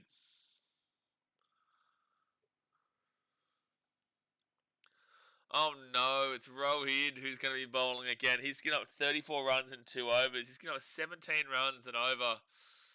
Oh no, not this Rohit bloke. Hayter is the only decent bowler in this lineup. Everybody else is giving up 12 at a minimum. And he's going to give up another... Oh, it's going to be a single at least. I thought it was going to be a 4 for a second. Good warm-up, but we'll need to bowl better versus Saffers. Yeah, Saffers is going to be the big one. That's on Saturday night. Obviously, we'll be live for it, but... that is going to be the big game that will tell us a lot. It's the run rate here that's going to be massive, because if we saw Afghanistan get a surprise result against South Africa tomorrow, and then if South Africa found a way to go and beat New Zealand on Saturday, then that would be all 3 teams with the 1 win against the other, decent nation in their group. So that's why this run rate, the net run rate, is going to be massively beneficial right now. Still a century can come from either one of them. Sure, but I don't... Sure, it definitely can happen. But they're both going to be taking runs off of each other, so they're both probably going to finish like in the 90s kind of deal. It's not out of the equation, but they're both probably going to finish off in the 90s if they keep on going toe-to-toe with each other. Unless one guy just takes it away. 41 for Seifert, 49 for Finn Allen. And that's going to go... Oh, good fielding, actually. Just for the 2 runs there for Finn Allen. He'll be on 53. 113. No, it's 112 for 0. Through 9.3. It was only a single. That was great fielding.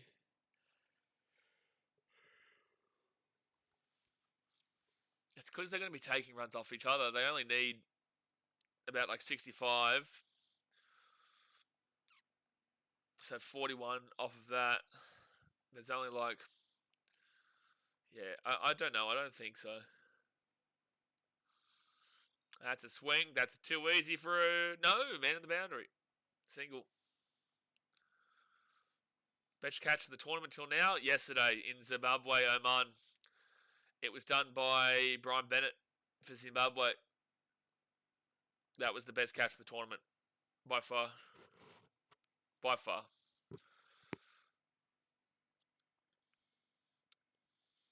Two more balls left of this over.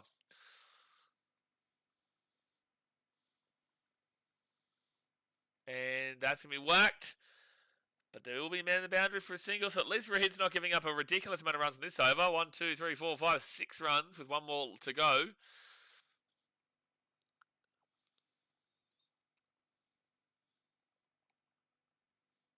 Good battle for top batter here. Yeah. Well, again, 84 is the top scorer of this World Cup so far, which was Sudhir Kamiyadav, who was dropped on 15. These guys haven't looked like they were going to get out at any stage. UAE haven't had anything to throw at him. Hayter's, he's limited them. Outside of that, the other guys have all been absolutely useless. And that's going to go for a 4, surely. Does that have the pace? Yes, it does. That is going to be a 4. He tried to get there, but it will be a boundary for Finn Allen. He'll be on 58. Bennett's catch will be hard to beat this World Cup, yeah. 119 without loss after 10 overs, guys. Hit that like button and subscribe. Don't forget, we'll be live in about an hour's time for the final game of the day, which is Pakistan versus the Americans. Hopefully we can see the USA get that upset they should have had the other night.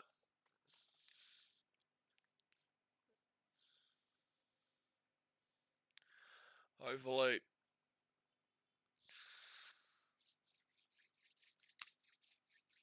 This has only got a few hours left. Beautiful sunset here in Chennai. 60 for Seifert, Finn Allen on 58. And Hayter will come in for his final over. He's only given up 5 runs and over. All these other guys have given up 12 plus. One of them have given up 18. Anticipating a 50 for 91 knock from Bubba Azam. Oh, don't do it to us, Kraken. That's disrespectful. You've dropped that comment. That's disgraceful. You know what that does. Come on, man. Come on, man. What are we doing? Really?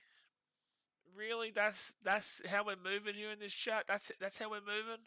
We're giving Baba a 50 from 91 knock? Come on. Jacko, he's going to have a heart attack that you've said Baba's going to have 50 from 91.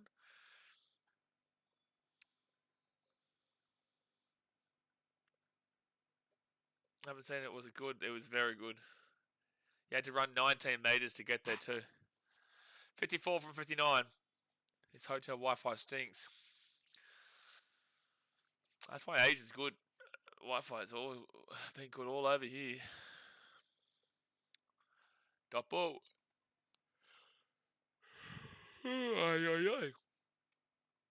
What kind of crowds are they getting for non-subcontinent teams? Not that great, dude. Like yesterday, South Africa versus Canada was pathetic. It was less than 10k in Ahmedabad, and that's a stadium with 132,000 capacity. Here, it's not been great for UAE and New Zealand. But yeah, it's not been spectacular outside of the subcontinent teams.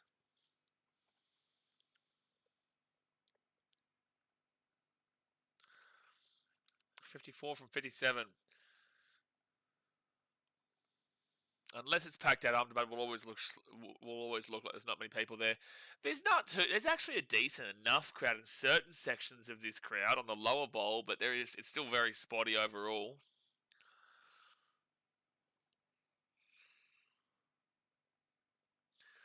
Just 17 runs. He's got his last 2 deliveries, 4.64 in the economy. The next best is Arfan at 12 through 1. And then you've also got a guy at 14 through 3. And that is going to be smoked for a 6. As we're talking about the positivity of him, he's going to be smoked for a 6 there. One more ball to go. Stayed overnight in West London for Chelsea. Leeds today at the bridge. I'm so sorry to hear. I'm so sorry to hear.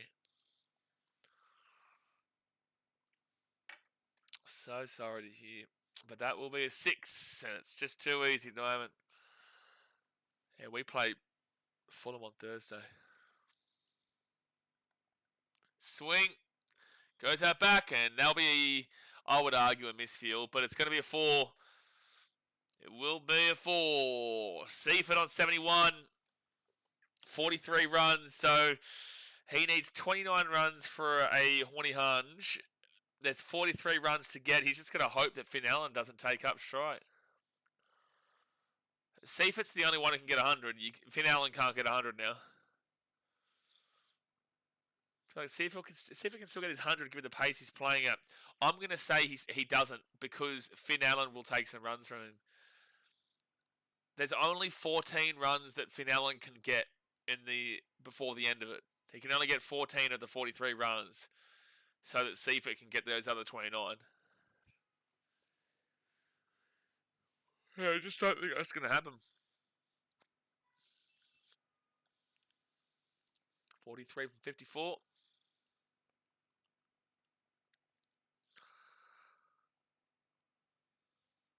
Phil Allen and Tim Seifert are both on 99 for most sixes for New Zealand.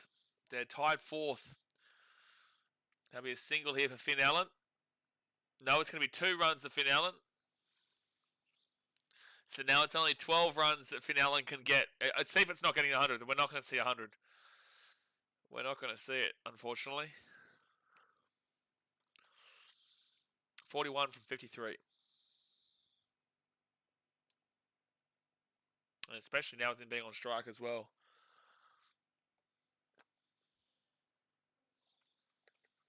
Unless Finn Allen gets out. But I just don't see it. I do have him to have the highest score, though. Oh, that's going to be smoked right on back down the boundary. And will be a single. So 40 from 52. There's only been 12 dot balls for New Zealand, apparently, through 11.2 overs. Only 2 overs out of the 11.2 that they've had dot balls. That's crazy. UAE's bowling has just been not good. Not good. That's going to be smoked, but good fielding. Will be a single there. He'll be on 72, so 39 runs and 51 balls. 3 balls to go here at the over from Arfan. I really wanted to see Rachin Ravindra, man. I needed to see him put some form on the table. Needed to see it, but obviously not going to be the case today. As New Zealand probably going to win this by 10 wickets.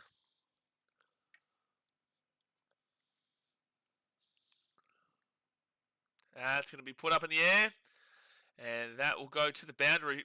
At least he stopped it. Just be a single there for Finn Allen. Who did the UAE play next?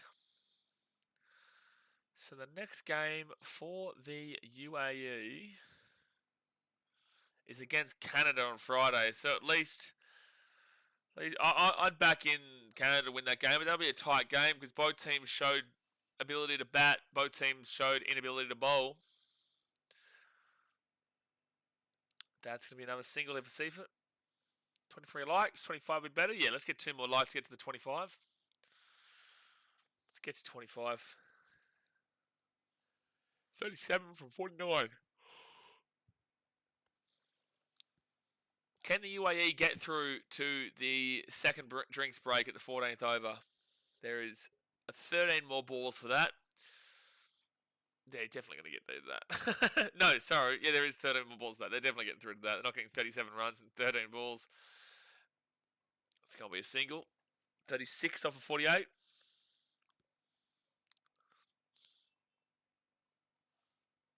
Two, three, 4, 5, 6, 7. At least there was only 7 runs off that over.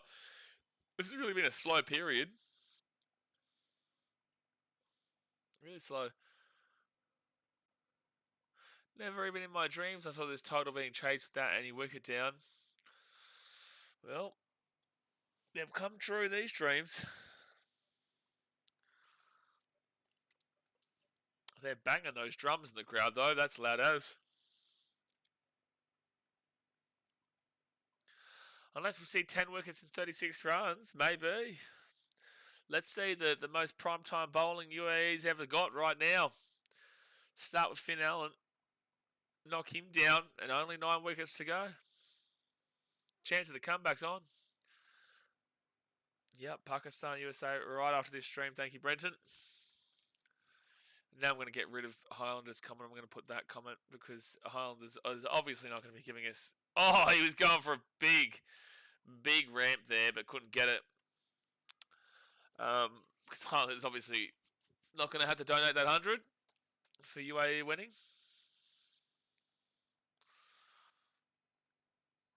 Paul Rifle. He's the umpire. Sending in his millionth T20I, and Roland Black sending his 45th. At least it was fun for the first part. Until the Kiwis just said, you know what, screw this, we're going to slap you. And they slapped him, alright. They have slapped him. And that's big over the top. And it will be well fielded, though. And gets to keep his TV as well. There'll be 2 runs for Finn Allen. That's wild. I just found a stat. Here we go. What's the stat, Jacko? You know, you don't need to tell us that you found a stat. You could just tell us the stat. You know, that's kind of how the English language works. You don't actually need to tell us about this. You don't need to tell us that you've got a stat. You just tell us the stat. Yeah. It's always pretty good. What if they're chuckling about a friendly bet who scores more? Those teams, Seaford has it. Well, not necessarily. It's only 8 runs the difference, 7 runs the difference right now. They probably would be. They'd be having a little side-eye dabble on it. That's going to be a dot ball. It's a good bowl there from Junaid.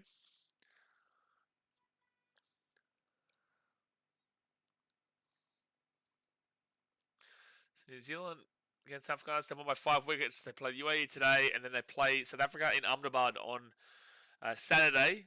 And then on Tuesday, they play Canada here in Chennai. To be honest, it's very good to see other countries playing the sport. When you are the best, everyone learns. Well, Australia is the best, son. We are the greatest.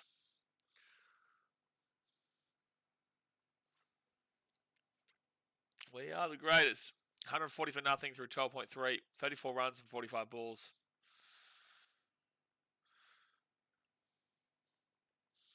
Junaid gets punched over the top there, and that's going to be a 4 for Finn Allen.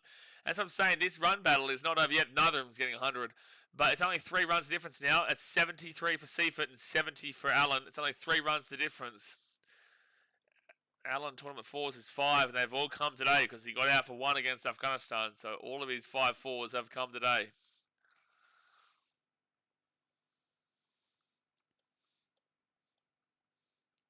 That was really nicely placed too, just for safety reasons. 30 runs from 44 balls. From USA and Canada starting 11s, USA have 2 players born in the States, and Canada also has 2. Yeah, we spoke about this last night. Yeah, no, I went through them all last night. There is not many USA-born players or Canadian-born players. I think it was less Canadians, actually. Or you could be right, it could be equal, but I thought it was less Canadian-born. I actually think it is less. I don't think that 2 and 2 is correct. Maybe you are, but I swear I went through and I saw that Canada had less Canadian-borns. The next World Cup in Australia is probably like 2 years away. They're trying to do this tournament every 2 years, aren't they? Yeah, 2028.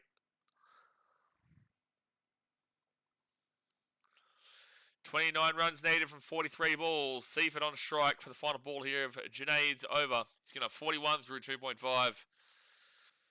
And you can make that 41 through 2.6 or 3. Kraken says, one of USA's spinners got arrested in India for driving his car on a railway track. Yeah. There was also corruption involved.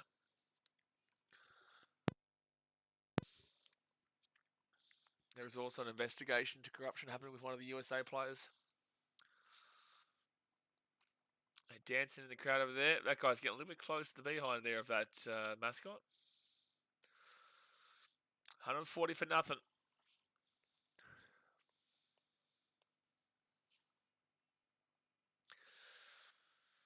7 overs left here, but there's no way we'll get through. Hey, I was pretty close, though. I said it would be 40 minutes until it finished, and there's 7 minutes until that 40-minute mark, and I don't know if they get 29 runs in 7 minutes, so there won't be too much of a gap between this game and the next game. We've got to start somewhere. The Aussies' very first Ashes team were probably all English-born.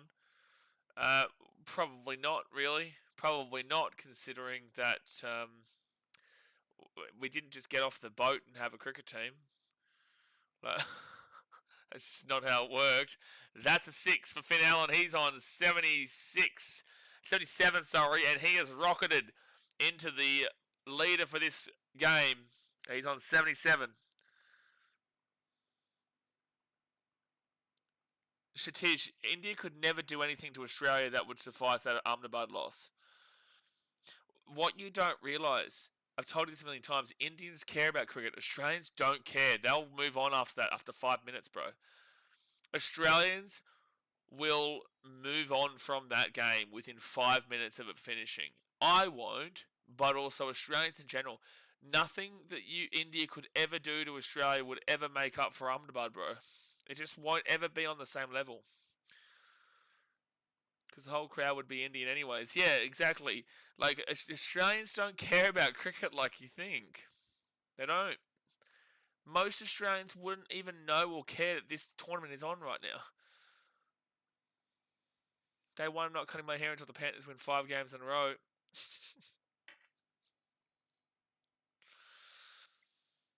So 153 for nothing, 13.2 overs down.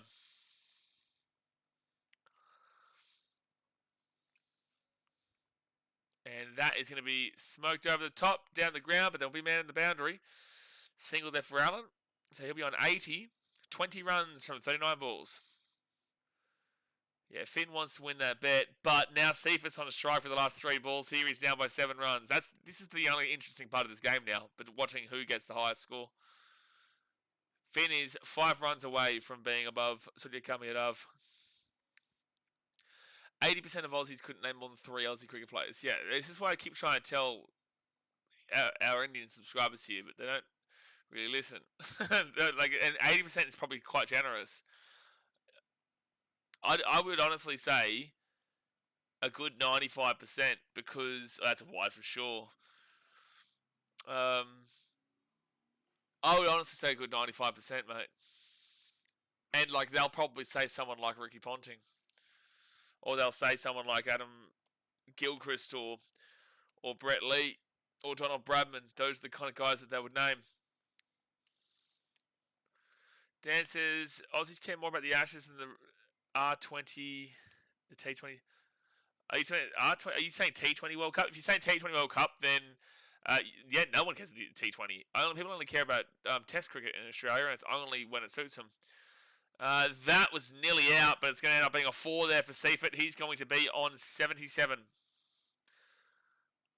19% of Aussies tune during the summer holidays, 1% of watching this World Cup. Well, definitely far less than 1%. 19% of Aussies is also very, very generous.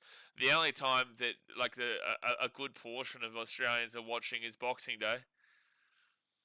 Credit to UAE for getting to 173, but they've been struggling to get a New Zealand wicket. You reckon? There's not a single wicket. I think the Kiwis will get home without losing any wickets. You reckon? They've only got 15 runs needed to do that. George, you've given us some pretty rocket science takes here. Some pretty rocket science takes. They only need 15 runs to get without a wicket. And it looks like New Zealand are just trying to end it quickly. More than UAE, these guys are competing against each other. Yeah, that's the only interesting part about this game as we speak. Who gets the highest? Because Seifert's on 79, Allen's on 80, and Seifert has strike for this last ball. It'd be such a piss take if he went for single. If he just called a single, it'd be such a piss take.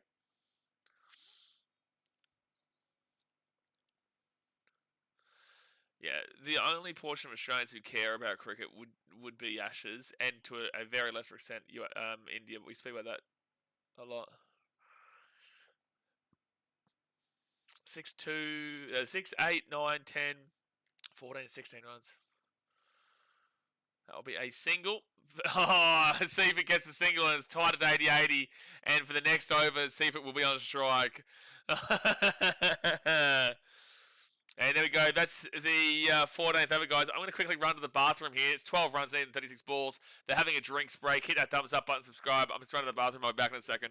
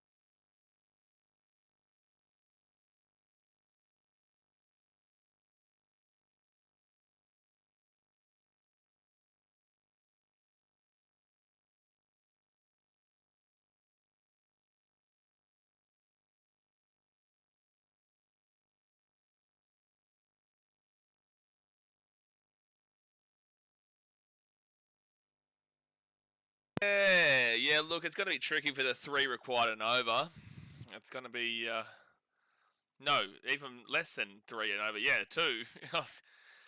So 2 runs required per over with 10 wickets in hand. It's going to be tough. Smith says the worst thing that could happen to Australian sport would be a piss poor medal tally in the Olympics. Well, swimming. No, the worst thing to happen to Australia would be to lose to England in the Ashes. I think, yeah, if they struggle in the swimming, that probably is actually. You might be right. No, you would be. Maybe I'm thinking from a biased perspective there. I think England in the Ashes would be the second. Because, like, national sport, yeah, it probably would. It would be Olympics by far, actually. It'd be Olympics having a bad swimming tally by far. Okay, so 12 runs needed from 36 balls. Tim Seifert on strike. It's 80 a pair right now for both of them. And you'll get a single, so he'll be on 81. Who are you guys predicting right now gets the highest score between these two? There's 11 needed from 35 balls. Seifert leads by 1. But Finn Allen's on strike. Comment in your chat your prediction on who finishes with the highest. I'm going to make the prediction that Finn Allen finishes it now. I reckon he finishes it before this over, so I'm going to say Finn Allen.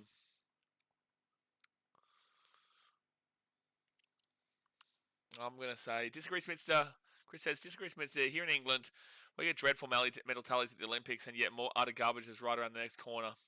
Yeah, but he said for Australia. For Australian sport.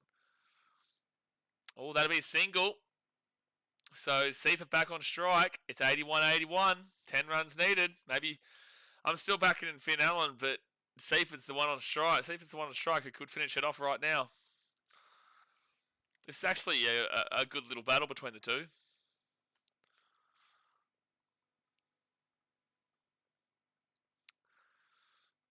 Ten runs from 34.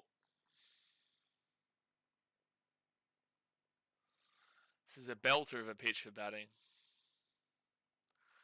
Great pitch for batting, this one. Junaid. He will give Seifert a single. So it comes back to Allen. I think his name is the one I've heard the most. 82 runs for Seifert. 81 runs.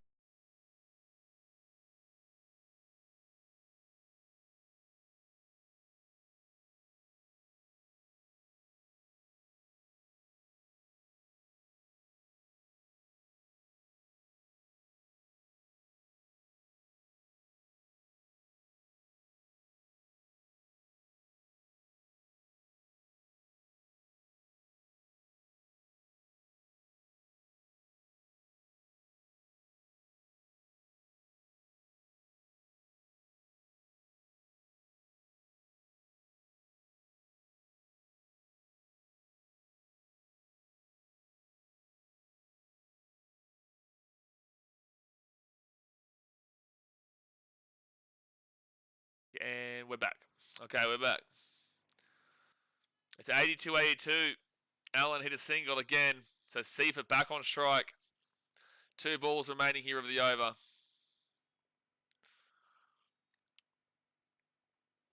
Two balls remaining here of the over. No, we're not still muted.